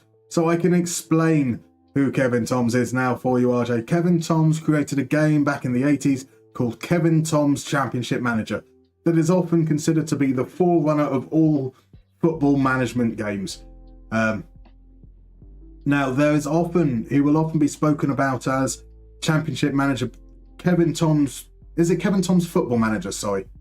It's often spoken about that Kevin Toms Football Manager. Oh, there we go. Crodmo has come in just to correct me after I've said that. Indeed, as has Rich Sun.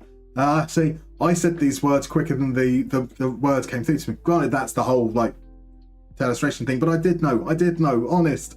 So Kevin Toms Football Manager predated Championship Manager, but there is often the consideration that they believe it's all part of one series, which it's not. So there we go. I'm going to sleep less stupid today, learn something new. You learn something truly useless to know, unfortunately. When SI shifted brand name, they bought the FM title from him. That does make sense indeed. Adam, I'm not sure if I can drop links in the chat, but there are YouTube videos of Kevin Toms playing his game. That is pretty awesome. I don't think you can drop links in, unfortunately. I would say pop it to me in Discord or something, but I don't have Discord open. I try and keep the PC running as light as possible. As Johnny does, though, to come in and say, so yes, that's a good idea. Drop it in the Discord, and anyone, if you want to have a watch Kevin Toms playing Kevin Toms Football Manager, join up to the Discord. So Kevin Toms is still releasing games. Is he now?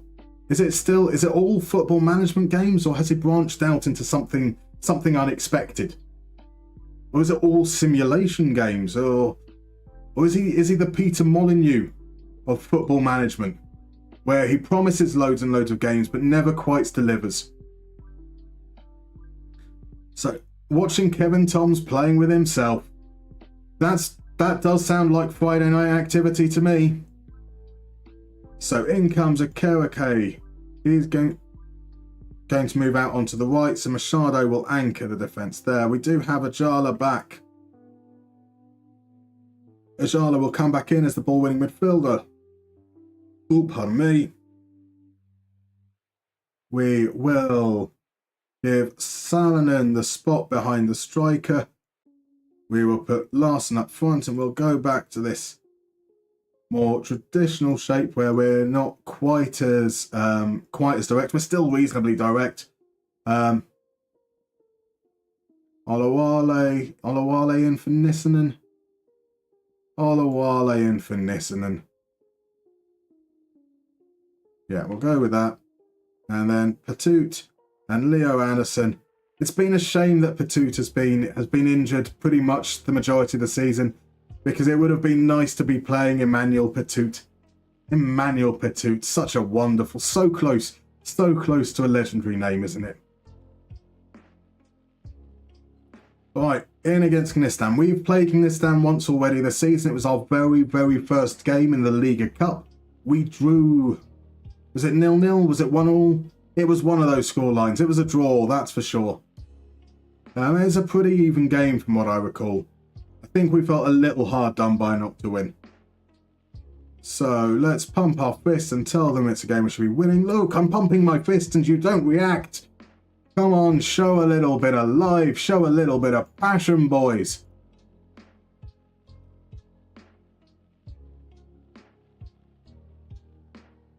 And here's the kickoff. Is it going to be a chance straight away? Larson loses out on the ball. Saar plays it across, but Alvin gets through it. There we go. Wasn't a highlight. Wasn't a highlight at all. But here we go. And this one is Salonen with the free kick. Just grazes the top of the netting. So Kevin Tom's last release was in 2003. Still football, but for phones. Ah, right, that makes sense. So Rich, he rebranded it Football Star Manager. The star bit comes from one of his other releases, Software Star. Software Star sounds a bit shit, I have to be honest. He spent loads of his time. Right, well, I will get back to that. Let's fire these boys up. We're not really doing anything. This has been a drab first half. One shot apiece. Our shot was that free kick, and their shot wasn't even good enough for a highlight. So they're grouping up a bit on the right-hand side there. We have the middle. We have the middle ground. But that is a pretty poor half. Well, don't say we're going to concede at the death of the first half in an otherwise rubbish game. This is what happens in every game so far. Why are we so bad in the first half? Why can't we just see it out? Just see it out. Why? It feels like the first highlight for the opposition in every game has been a goal so far. Thomas Castro is off the mark. Can we put it back immediately? So Ajala hangs it in. Larson isn't going to win that header, but it comes to Olawale. Olawale turns back, plays it out, and we lose the ball. It's chance for Mabinda to break here. Plays it out to Castro. Castro cuts inside and sees Mabinda once again. Turning him back. Cashin Makari plays the ball through the line. Saar, that finish is awful. That's an awful finish, but he was offside anyway from the looks of things. Absolutely atrocious play. Absolutely atrocious. So there we go. We're winning the position battle. We are more established in the half, but we're not doing anything with it. 22 final third passes compared to 32. We need to go long again. We need to go attacking. It seems so. If we start Lundberg, if we start this way and we start Lundberg, we're rubbish. If we start without him, we're rubbish, and then we bring him on, we're great. It feels like this is the perpetual pattern we find ourselves in. We're going to bring off Ajala because he's been booked. Push up to attacking. We don't really want to counter against the team that are already sitting back deep because then we're waiting for moments. Let's see if we can do something here. So he spent loads of his life doing normal IT work, but recently went back to game development. Okay, that makes sense. I think all of us who have spent their life in IT have dreamed of doing pretty much anything else. That is a fair claim, Catch 22. Let's fucking go. Let's be Avenue, says DM Bassist. That's the attitude I want. Unfortunately, it's the attitude our players aren't willing to show themselves. Oh my! Pick that one out. No complaints there from me. What an... Okay, there's a complaint. That's the second Gnistan player scoring his first goal of the season against us in this game. But what a goal that was. Reitler into Calco, turns, sets it up, then from distance. Absolute beautiful goal. They say it's getting embarrassing, and yes, you are right in many respects, but I am happy to watch this goal over and over again. Zoom in. Can we get this from this view? Yes, we can get this view. Let's watch this. This is the best view to see any goal from. Calco. Bosh! Bosh! No complaints. No complaints. I mean, I say no complaints. Should catch up with us in a second. We want to go back to our vertical strolling. Here we go. Here's a chance to pull one back immediately. Jaden Reeder's shot clatters off the defender's foot. That's out for a corner. That's barely 2 minutes into the second half. We're 2-0 down. It's going to be another defeat. We know we've come back before, but we're not coming back from this. We have been absolutely abject.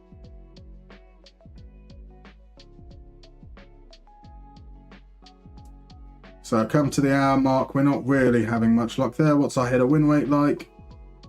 Yeah, we're losing in the air quite a bit. We've gone for a target forward, but are we even sending balls forward to our striker?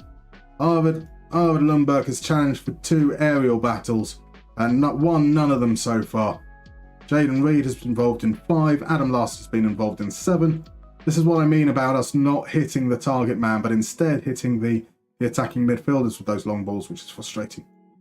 It is, once again, time to push everything up and just go balls to the proverbial wall. Double attacking forwards. We'll keep these guys in. And then we're going with wingers. Defensive wingers, you know. We don't want to overcommit, eh, lads? And let's go a little bit more direct. We will lose 3, 4, 5-0, but as long as we maybe at least try something, eh? Alvinen now plays it to Dahlstrom. This is the direct football we've asked for. Look at it, all short passes along the floor, just like we said. Here comes the cross to nobody. Can Fonsel get there? No, he can't. Katajamarki, chance to counter-attack. Plays it to Castro. Into Saar, who peels off, and he's able to find the run of Penenkangas. The cross comes in, and Enquist gets it clear. Back to Penenkangas. And his shot is blocked. Lundberg holds the ball up and plays it forward to Reed. There's loads of space for Reed to run, but he keeps it too close to Reitler, who makes the challenge. Come on, guys. Come on, guys. Let's have something. Katz is left open. That's an easy goal. Yoni Kalko. Why can't we? That is awful, awful defending. That's got nothing to do with the tactical changes. That is just awful set-piece defending. So here we go. It's about to come in. We have 2 players in a wall. That's perfectly fine. We have some marking up. Lundberg. Lundberg is on Kalko. Fonsel is on Kataj and Markle. Alvinen is on Ajala. Bakerake is on Saar. And these 2 players are doing fuck all, whilst we've got 1 defender marking 3 of theirs at the far post. I wonder why we conceded. My word. That is some tragic defending. Mariehamn, where are you? We are sinking without a trace. I never played Software Star. It's a simulation where you run a games business. It didn't sell well, but KJT considers it his best game. Good to know. Good to know. So, 3-0 down. We do go for a 4-4-2. No, we don't. We go for a... Right, so we now have 0 right backs available to us. So we're going... Oh. There we go. There we go. And it is actually a 4... Come on, there's a little thing. Let's just really hound the middle of the pitch. We're just going to send it as long as we possibly can. Tempo up. We want to focus through the middle. Now, if we don't send a single long ball forward to Lundberg now, I genuinely have no idea what on earth we can do. Distribute to target man. We can do that for sure. We are pushing up high. We're trying to trap where the bodies are. Nunes pushes into the front line because he's a striker. Larson, Lundberg. We can bring on Robin Sid for the booked Olawale, or we can bring him on for Okereke. We'll bring him on for Okereke. Olawale is not a wing-back. He is definitely not a full-back, but he will be a full-back now. It is every single thing we've got left to give. Let's just at least score a goal. We're probably going to concede at least 2 more with this system. That's fine. I expect an absolute outrage from the opposition, from the fans, when you lose 5-0 at home. But what do they want us to do? Just meekly go into the night? Never. RJ, I told you, just start the game in second half. Indeed. Yeah, maybe it hasn't worked out quite that well. So Gnistan's centre-back, Ajala, would have made the 2021 Finland Euro squad after one of our other defenders got injured. However, after finding out he wasn't in the initial squad, he travelled away from the camp. Oh, that's a shame for him, isn't it? Never played another game for the national team after that. Understandable. It's a bit like the Ben White situation with England. You're probably not going to find yourself called up for and trusted again. And then the one guy they are marking scores anyway, indeed. Yes, well, the one guy who we were marking was being marked by our 17-year-old striker who can't run, can't turn, can't really do anything other than jump. And it was along the ground, so I'm not even going to blame him for that. Ball over the top. Larson is offside, I'm sure. There we go. We can see the ref running here. And he's disallowed it. On cue. So, and then the one guy there, Michael Skills, yep, 4-3-3, 4-3-3. Just a little bit offside. Just a little bit there. Yeah, just your basic 4-1-5, exact. David is in from Albania. I'm very well. How are you, sir? We are having a pretty rough time of it here. We are the worst first half team that has ever existed. Our players can't defend for Toffee. We can get them in good positions. We can sometimes restrict our opposition to barely any XG all game long, and we will concede. And then when we don't do that, when we defend really badly and we let them have chances, they also score at a crazy rate. We are just really, really, really bad defensively. And that's the problem when we also don't score goals like today, and we have just crashed to our second consecutive defeat, 3-0 at the hands of Gnistan. I think a water bottle needs to be thrown. I think there is nothing else for it, to be quite frank with you. Gnistan does send Gnistan to the top of the table. This does seem to be a theme. We played HJK, they beat us, and that meant they'd gone 10 games unbeaten and went top of the table. Then we played Ilves. That made them 10 games unbeaten and sent them to the top of the table. Now we played Gnistan, they're not in an unbeaten run, but they are now top of the table. And that does mean there is a chance for both VPS and Ulu to overtake us. Will we drop down into the relegation spots in the next few days? So, our next game is back in the cup, and that's a chance for us to at least get some form in our favour. I have a feeling that my consideration is that we don't rotate for this game. We are going to expect all these players to actually perform well and be involved and, engage in the match. Maybe we can get them feeling a little bit better about things too. So our 17-year-old striker just can't. That we asked him, will he score? No, he won't. Just popping on to say good morning, just so I can see this when I watch the VOD tonight. Good morning, Lou. Lovely to see you. I hope you enjoy watching the VOD. RG, Ulu can't wait to be top of the table after your game. Exactly, it's how it works. I'm not paying that much attention to the teams at the top for obvious reasons. So I don't know if there's something funny going on where Gnistan were actually like 5th. And they just awarded them like 9 points. Just this is some kind of weird conspiracy against IFK Mariehamn and IFK Mariehamn alone. Definitely what's going on. You're a kingmaker, says Catch22. We are the kingmakers indeed. Everyone will be lining up to play us. Well, they will anyway because of how bad we are at defending, but they want us to launch them up to the top of the league. We've gone. That was 5 days between games and there wasn't an injury. How about it? Maybe things are turning in our favour. So, let's look at this properly in a bit more detail.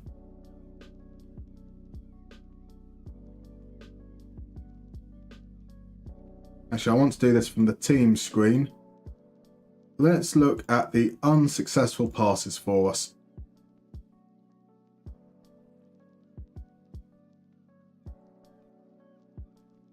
So firstly, short passes. We can see that we struggle to progress the ball in this space there. And Olawale's passing in particular, you can spot he appears here 4 times. 6, which is Dahlstrom, we've got a couple of times popping up there as well. So short forward passes have been an issue there. Medium length, we're again seeing the number 2 popping up. We're seeing number 17 trying to do things that perhaps he can't do. A lot of diagonal passes from number 17 there. 17 going that way. So now he is going to be 17 Enquist, our left back, is going to be passing mainly diagonally because he can't really pass to the outside when he is the outside option. But he's doing it from quite internal positions. So do want to look at that a little bit more. And then long passes. We are sending a lot of the balls forward. These here are the passes that... So this is what I was trying to explain. Notice how these passes are all targeted for here. And these passes are all targeted for here. We've got nice big groupings of them. and not as many passes here, which is where the target forward would be, and this would be where our short attacking midfielders are, which is the concern I have with the way that we push the ball forwards. So I think we might have to go without the target forward, even if it is the most, what I would consider to be sensible way of us trying to progress the ball against teams that we can't pass against. We'll pop back into here as well, so I do want to clear that. And we look at our pass map. Well, actually, I'm reasonably happy with that in the way that Ajala and Reed, we've got reasonable support there. Larson moved out to the left in the second half, which is why he's over there. Salonen was quite deep, so we probably want that more there and Ajala a little bit further inside. But otherwise, that seems to be pretty okay. We're nice and close together in support. We have a good spread, other than Salonen and Larson. Everyone's a reasonably similar size there. So here's my thinking off the back of that. We are going to try and give Lundberg that chance. We're going to do that as a deep line forwards. We are going to push that striker up alongside him. We're going to have the attacking midfielder behind. Now, I imagine in the central spaces, they can't move into channels. They can move into channels. Good. Good. So we will take that off. We're going to look at a strike partnership of Lundberg and Larson with Reed.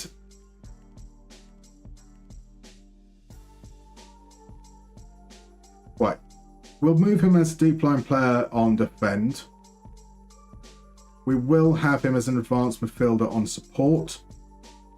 Roaming into position, moving from channels, taking more risks. Lundberg can also help, so we can kind of create a box. Can we do it that way? Have him offset. Larson's going to run beyond.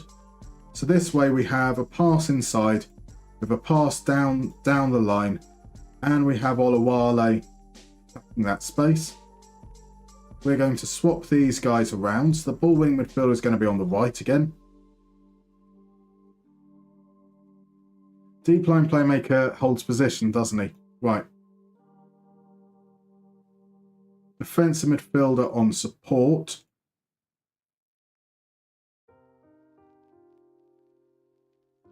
Might just leave it blank. Let's see how that goes, so that we hope that he can kind of drift into that area a little bit more and combine with Reed and potentially Lundberg. And that will have Lundberg dropping deep. That will create that midfield box. Then we've got the wing backs pushing forwards and attacking. That's the theory, right? Because both of these guys, we've got support and an attack there, we keep the defender on stopper duty. And then we pop into the league here and we go to stats. So possession wise, we're middle of the pack, 48%, just below that there. I feel like I don't really see our defenders tackling or intercepting or like doing any of the defendery things that you expect them to do. We just seem to be very, very passive in that respect. So we look at our tackle win rate. We're poor. We're in 9th out of 12. Clearances, we're 6th. Okay, we're doing okay. That's around what you would expect with our possession. Interceptions, we're joint 5th. Tackles, we're in at 3rd. Fouls, we are very, very high. We have conceded 50% more fouls than the team in 2nd. There we go. Get stuck in as off. We'll let the ball-winning midfielder do his bit, but we are going to have to be more passive. And this is horrible because we're already very, very passive, but the amount of free kicks we're giving away, you've seen our defending of set pieces. Our attacking of set pieces have been good, but my God, we can't defend set pieces for Toffee. So, RJ, thank you for redeeming Only Connect for the next ad break. That is, we're going to be about 10 minutes away, so we look forward to that. David, glad to hear you're doing well. I understand what you're going through. Don't lose hope and trust the process. Oh, that's part of the fun. We know that this is a challenge. We know that with the first transfer window closed, that the first The first 5-6 months especially is going to be painful.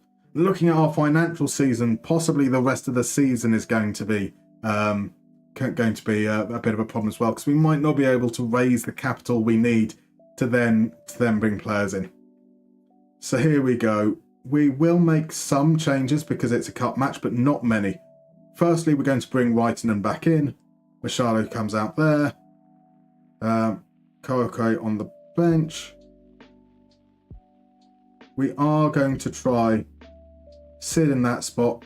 I do want to see if Nunes can score as part of a front two. We need to see if anything can help Nunes score. He's got to get a goal sometime, right? Then we'll put Salonen and Ajala as the partnership in there. So it's mainly a full-strength squad. Anastaso Vilija.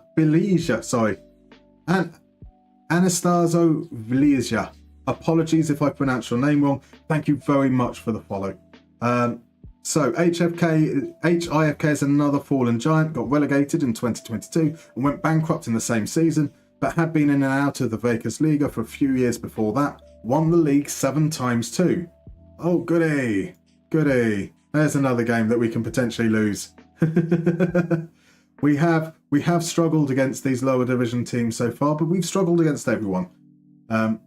Let's see how things go.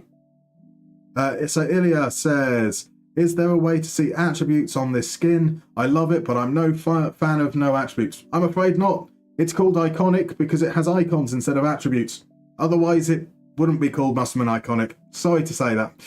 RJ, did you check what kind of players your scouts have for you so far? No, I didn't. I thought that with the break coming up, because we were going to do it between games, but I know that we've got an ad break coming up in a few moments, so I thought that we'll do only connect and then we can start having a look through there. As we're about to go 1-0 down, no, we're not. Riikonen makes a save.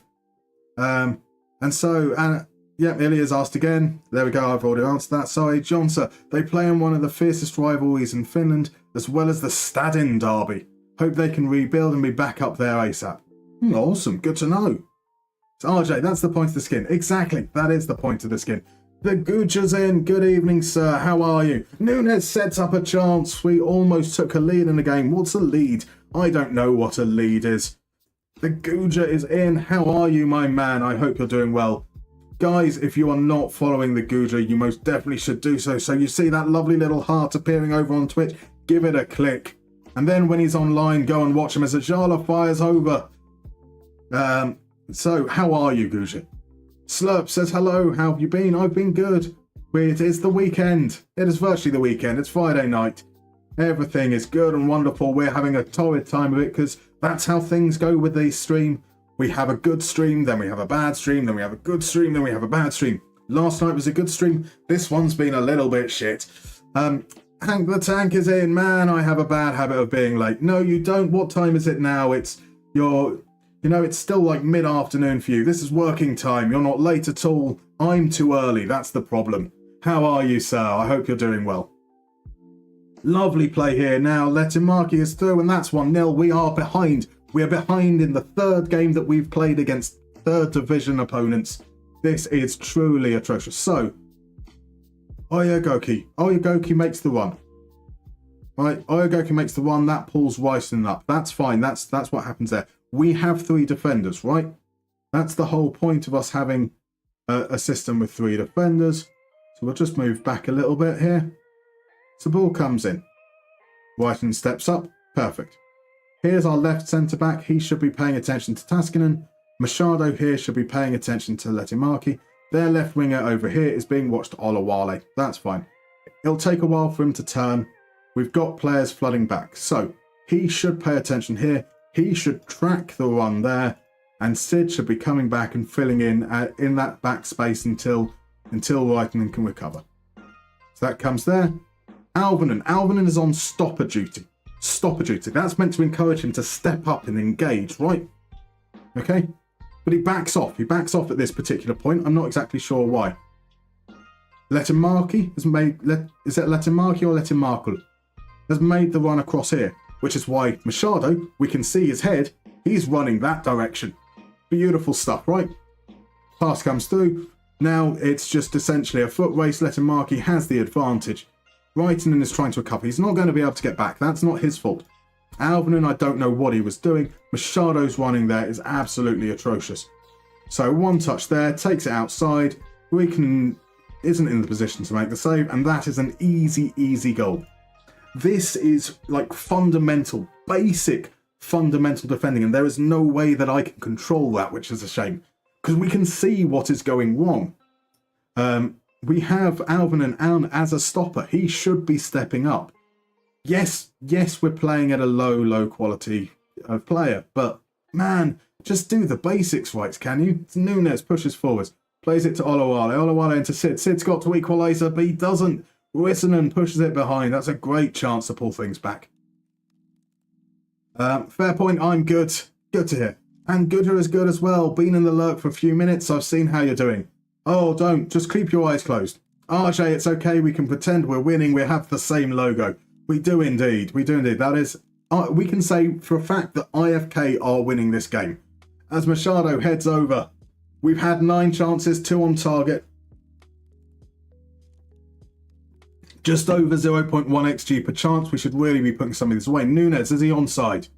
He is onside, but his shot goes over. Lettimarki now with the free kick. What a free kick.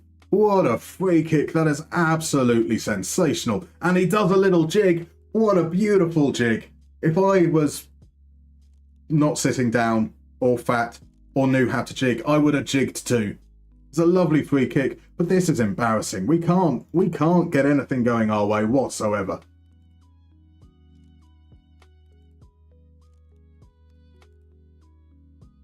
Oh, we had another chance, another 2 chances for a combined 0.01 XG there. It has been all us. We would expect it to be all us. We are firmly camped in their half. We're creating chances. We're not getting them on target.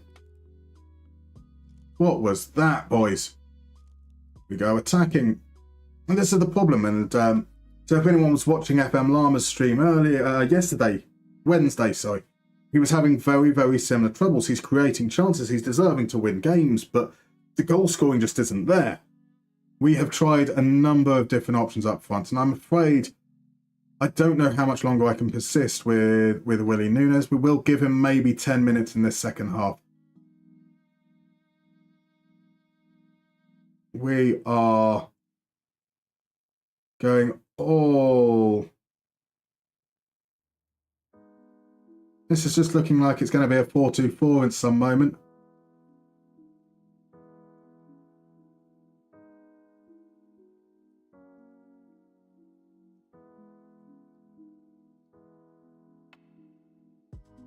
But he will be inverted fullback. Engqvist will be the wing back there. Inside forward. We're going to try and push things over as much onto one side as we possibly can we?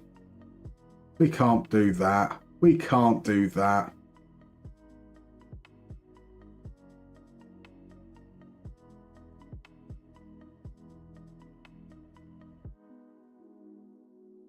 I really need the wing back to be on the left-hand side. So, Iceland, Machado, Engqvist there. This guy as an inverted winger on attack. This guy as a defensive winger on support. This gentleman as an inverted fullback. Whitenan can play out on the right, so we'll do that there. It's just a slightly offset diamond.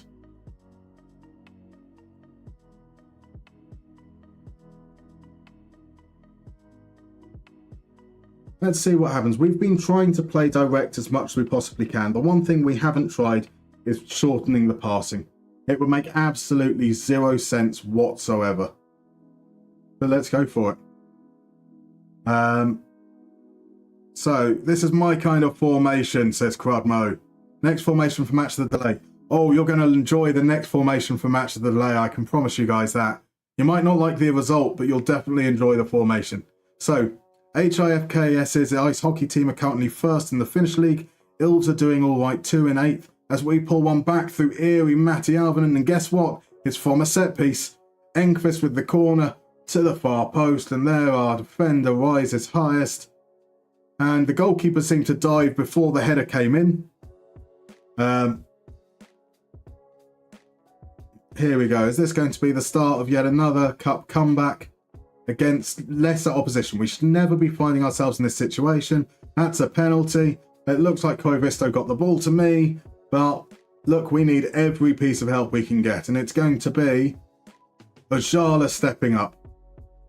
And that sends the keeper the wrong way. And 5 minutes into the second half, it's 2-2. Has short passing somehow made a difference? The only way that we can win games is if we pass short in our direct system. So, the next formation for Match of the Day, we are playing against Tony Jameson's Manchester City. So our formation spells the word oil. Now, that's not really a particularly good approach for building a formation, but it is fun. So David Harker, alongside with players' quality, I've noticed that psychology of the players and team in general is being affected by the team's results. So yes, morale affects, not just at lower level, morale affects all levels. And getting players with really positive personalities is definitely quite difficult at this level, as Lundberg turns it around 3-2, 15 minutes in. What on earth is going on? This formation is dumb. Sid plays it out to Salonen. Salonen pushes into the space, gets the angle to cross. It's a low cross. Lundberg peels off. Now that was some nice movement. That wasn't a case of just some really, really weird defending. That's the first goal I think I might have seen, other than that amazing lob in the last game. So we've got Nunez is attacking this right-hand space. Lundberg you would have expected to peel back towards the far post. And if you see, just as the cross comes in, it looks like Nunez is the one attacking it. He's going to push forwards. And Lundberg makes the darting run into the gap in between, which is unexpected. But that was quite nice from him. Salonen does definitely deserve the credit for the assist. So Enqvist here. Oh, we've got ads in progress. Oops. So Olawale into Salonen. Can we put this to the sword? We could do with another couple of goals, would be quite nice now. Enqvist with the corner. Machado rises highest. Now we're going to need to start thinking about players' fitness. This is clearly the formation for the future. It is indeed. My eyes hurt seeing this formation. The classic 4-1-1-1-1-1-1-1-1-2. Absolutely. Enqvist plays it into Ajala, out to Olawale. Olawale is going to run inside. That's what we like to see. That passing is not what we like to see. And now IFK have the chance. They send it long. Enqvist wins it and Olawale. He's kind of been crowding out to the left, but here he goes. Nobody's able to get hold of him. Lundberg with a shot. It's tame. Easily gathered by Rissanen. Right. Who's looking tired? Daniel Enqvist is looking tired. I don't have any other left backs. I can swing Alvinen out there. Alvinen is just as good a left back as Enqvist is, in so much as neither of them are particularly good in that respect. And then we can bring a Kerake on. We swing those players around a little bit. The Ajala doing okay deep. Lundberg is looking tired, so we're going to bring Lundberg off. We're going to bring Larsson on. So we lose some of our physical presence up front with Larsson, but he should have the technical ability to be able to drop deep still and do the link-up play stuff. Right, Machado plays it away all the way out to Salonen. He's unmarked, and that's 4-0. I have complained about not marking the wingers on the far side from free kicks. We are now the beneficiary here. Absolutely atrocious set-piece defending, and Salonen is left completely free. His shot takes an arm off Rissanen, then into the roof of the net. Especially in these occasions where quality is lower, I usually tend to do team talks or friendlies to boost the players' morale. Yeah, I know that's a thing that people do, but you know, I don't really want to be like gaming. I know it's a game, but using those gamey types of way to play, for me, I don't find that particularly fun. It is entirely up to everyone to play the game exactly how they want to. So that's not a judgment at all in that regards. Let's bring Reed on. We'll put Sid out left. Reed out on the right. We'll put Salin in that gap in behind. And we'll bring Gnistan on. Gnistan to come on for Reitanen. There we go. So, welcome back, by the way, to those who ended up in an ad break. I couldn't snooze it and then I completely forgot about it. So, some of you guys have been through in an ad break. I do apologise. That was our RJ 4-0. 4-0 indeed. What an amazing second half. We don't count the first half, so it is indeed 4-0.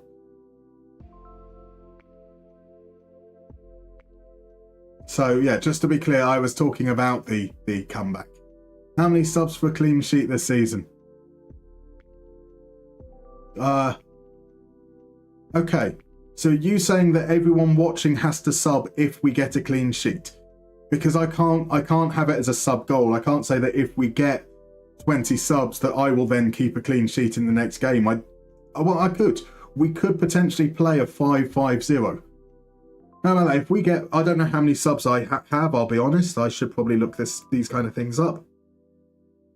I don't set a sub goal because I don't want to feel like I'm trying to bully or coax anybody into subbing. But we could potentially. We're into the last few minutes. Let's do it now.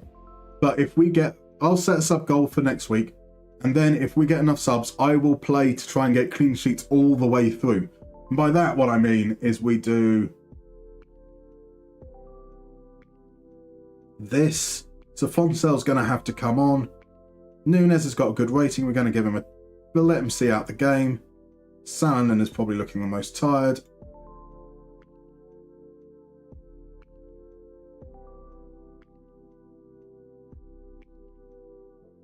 So here we go. We will do a whole stream playing this formation. Oh, Adam, you gentleman. Well, I will have to count it for including that one. So whatever the goal was going to be, it'll be now one less than it was. Well, actually, it'll still be the same goal at the end of the day, but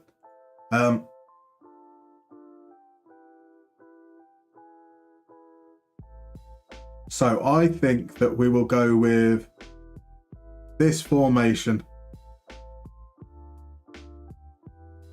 Out of possession, we'd have to drop those lines. But it looks like if you play a 5-5, the lines are already exceptionally narrow there, as we can see. High press. Can I actually... I think it's broken it. I can't change the line of engagement. If I put this guy up front, will that allow me? There we go.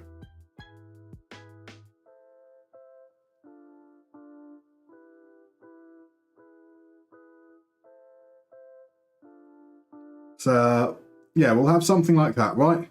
That will be, we will also trap outside, get them as far away from the goal as possible, and we'll invite crosses. We'll be as narrow as we possibly can. This will be our... Oh no, I shouldn't have done that. I shouldn't have done that. Because I wanted to remember what the formation was that we had that's helped us score 4 goals in this second half. And now I've just taken it all away with this nonsense that's not even going to keep a clean sheet. We've played it for 4 minutes and it conceded. Our 5-5-0 conceded to 3rd Division IFK. Fucking hell.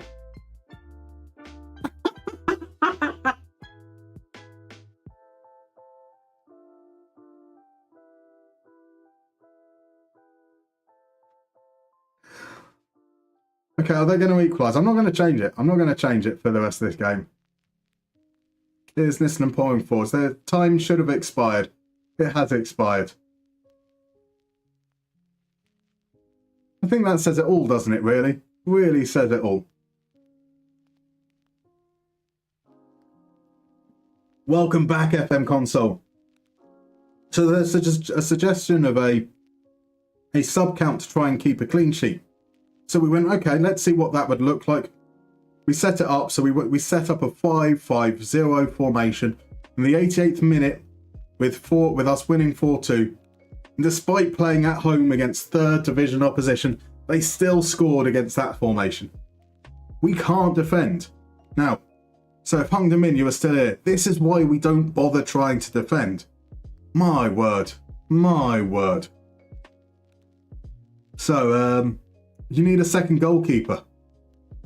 I need another 10 defenders as well. True Brexit football, no woke nonsense like relationism. That's a dense formation. It was a dense formation indeed. Just watch your VOD. Yes, RG, I can, but I can't do that now. That's the problem. Because I would have wanted to have that for the next game, but that's okay. We need to clip this. We don't. Never in doubt, says Zeep. Tactical genius. Oh my. Right, okay. 26 minutes ago, RG redeemed the only connect.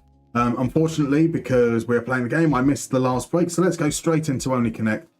And I think this might be how we end the stream tonight, because I don't know if it's coming through at all here, but my voice is pretty much towards the end of whether it's going to work anymore. So I think it's probably the best time that I stop, try and take as many things as possible to soothe that throat. So let's make sure, hopefully we do indeed have the right one. This time round, we are looking at something a little bit more abstract. It's not completely abstract. It's not going to be points of the compass like it was yesterday, but we will be looking at something a little bit less as obvious as used to play with Sammy Hupia. I say these things trying to remember what exactly this one was, but it'll come to me once we get to the clue, I'm sure. Ah, yes, now I remember. So, for those that don't know, you'll see 4 pictures. Each player is connected to one another. That connection might be that they've all played alongside the same player, or they've all played for the same team, or, as is the case here, something a little bit more abstract, but football related. Maybe football related, not always football related. You will see pictures one at a time, so once you see the second picture, you'll have the first picture that you piece together the connection slowly. The earlier you work out the connection, the more points you get. So far this evening, we have RJ, who came through with a wonderful connection earlier was on 2 points, RJ, for the Guess the Player. And who won and it was Johnny Trotter who came through and won the only connect in the first round on 1 point. So here we go. Number 1. Do we know who this player is? First of all, it's an old photo. It's a classic. Potato says, Mariehamn are so generous, they always let the opponent score. We do indeed. RJ, next video without voice. It is sounding very much like that at the moment. So yeah, 3 clues I think indeed. FM Console, I do love the TV show. It's a great show, isn't it? Crodmo comes in and he says, that's just Fontaine. That is just Fontaine. Are you able to tell the rest of the lovely chatters anything about just Fontaine? Maybe could help her get to the clue. We have deadly silence. Just Fontaine. Let's move on to the next one. So he was the top scorer in a World Cup ever. 13 goals in 1958. That is indeed, an FM Console says it as well. 13 goals in a World Cup. There is a clue there indeed. And RJ says French players who score in World Cup played for Reims. Okay, so is it going to be French players? Could it be top goal scorers in World Cup history? Well, we have another hint, so I don't think we're going to have... I'm not sure if we're still in the same boat now. As Pab Furby comes in with a follow, thank you very much. I hope you're well this evening. So we have some guesses in. They're saying it's Nakata or Nakata. Hidetoshi Nakata. It is indeed. Top goal scorers for their country. It isn't, no, but that's a nice thought. A nice thought indeed. That's a Crodmo. Players who only played in 1 World Cup. I do like the thinking. And do you know what? That isn't the connection. I don't know if they all only played in 1 World Cup. But there is kind of very, very, very loosely a connection to the real answer here. They all wish they had hair like Constant Merveler. Let's just remind ourselves of Constant Merveler for when we come back from this. Here he does have some fabulous hair. And, Just Fontaine had a pretty fine head of hair himself as well. So yes, another guess for Nakata. Yeah, Nakata and Fontaine have something in common. They do indeed. Let's move on to clue number 3. And it is this Chelsea man chasing a football. Look at him, steely-eyed, glaring. He's got his eyes on only one element there. And Quadmo has correctly guessed that is Pierluigi Casiraghi. Just Fontaine, Pierluigi Casiraghi, Hirotoshi Nakata. Is there anything that we know about them that they might all share? So they're not born in the country they represented in the World Cup. That's an interesting guess. Now, I believe that Nakata was born in Japan, wasn't he? Let's just have a check here. Hirotoshi Nakata was indeed born in Kofu in Japan. I'm afraid that is not the... Well, it wasn't the... It was never going to be the connection because I had to look it up. That kind of gives that one away. But yes, unfortunately, that was not the connection there. Now I've lost all my lovely bits here. So, all I know about Casiraghi is that he cost Phil Bapp his manhood. He did indeed. They can all sing the words of Bohemian Rhapsody. Quite famously, Just Fontaine... Well, actually, Just Fontaine probably can't, can he? When did Just Fontaine die? Oh no, he died last year. Is Just Fontaine still alive until he was 89? My word. No, Just Fontaine hated Queen. Fact. Now, Danny 1981 has suggested that they all had their careers ended early. And that man, Danny 1981, is going to need to help himself to 2 points. Because they all retired in their 20s. George Best was the final clue, retiring at 28 years old. That was the same age that Casiraghi and Fontaine retired. And Nakata at 29. A phenomenal guess, Danny. Well done, sir. Well done indeed. Right. Okay, let me cut here. So, the voice is gone. The voice is now pretty much gone. So, we're going to end things here. I'd like to say a huge thank you for everyone who came along. I hope you enjoyed it. Over on YouTube, if you did enjoy it, please consider liking, maybe even subscribing if you're feeling really generous. I'm going to end your part of the stream now. I hope you guys have all had a fantastic time. For Twitch, we will go and head on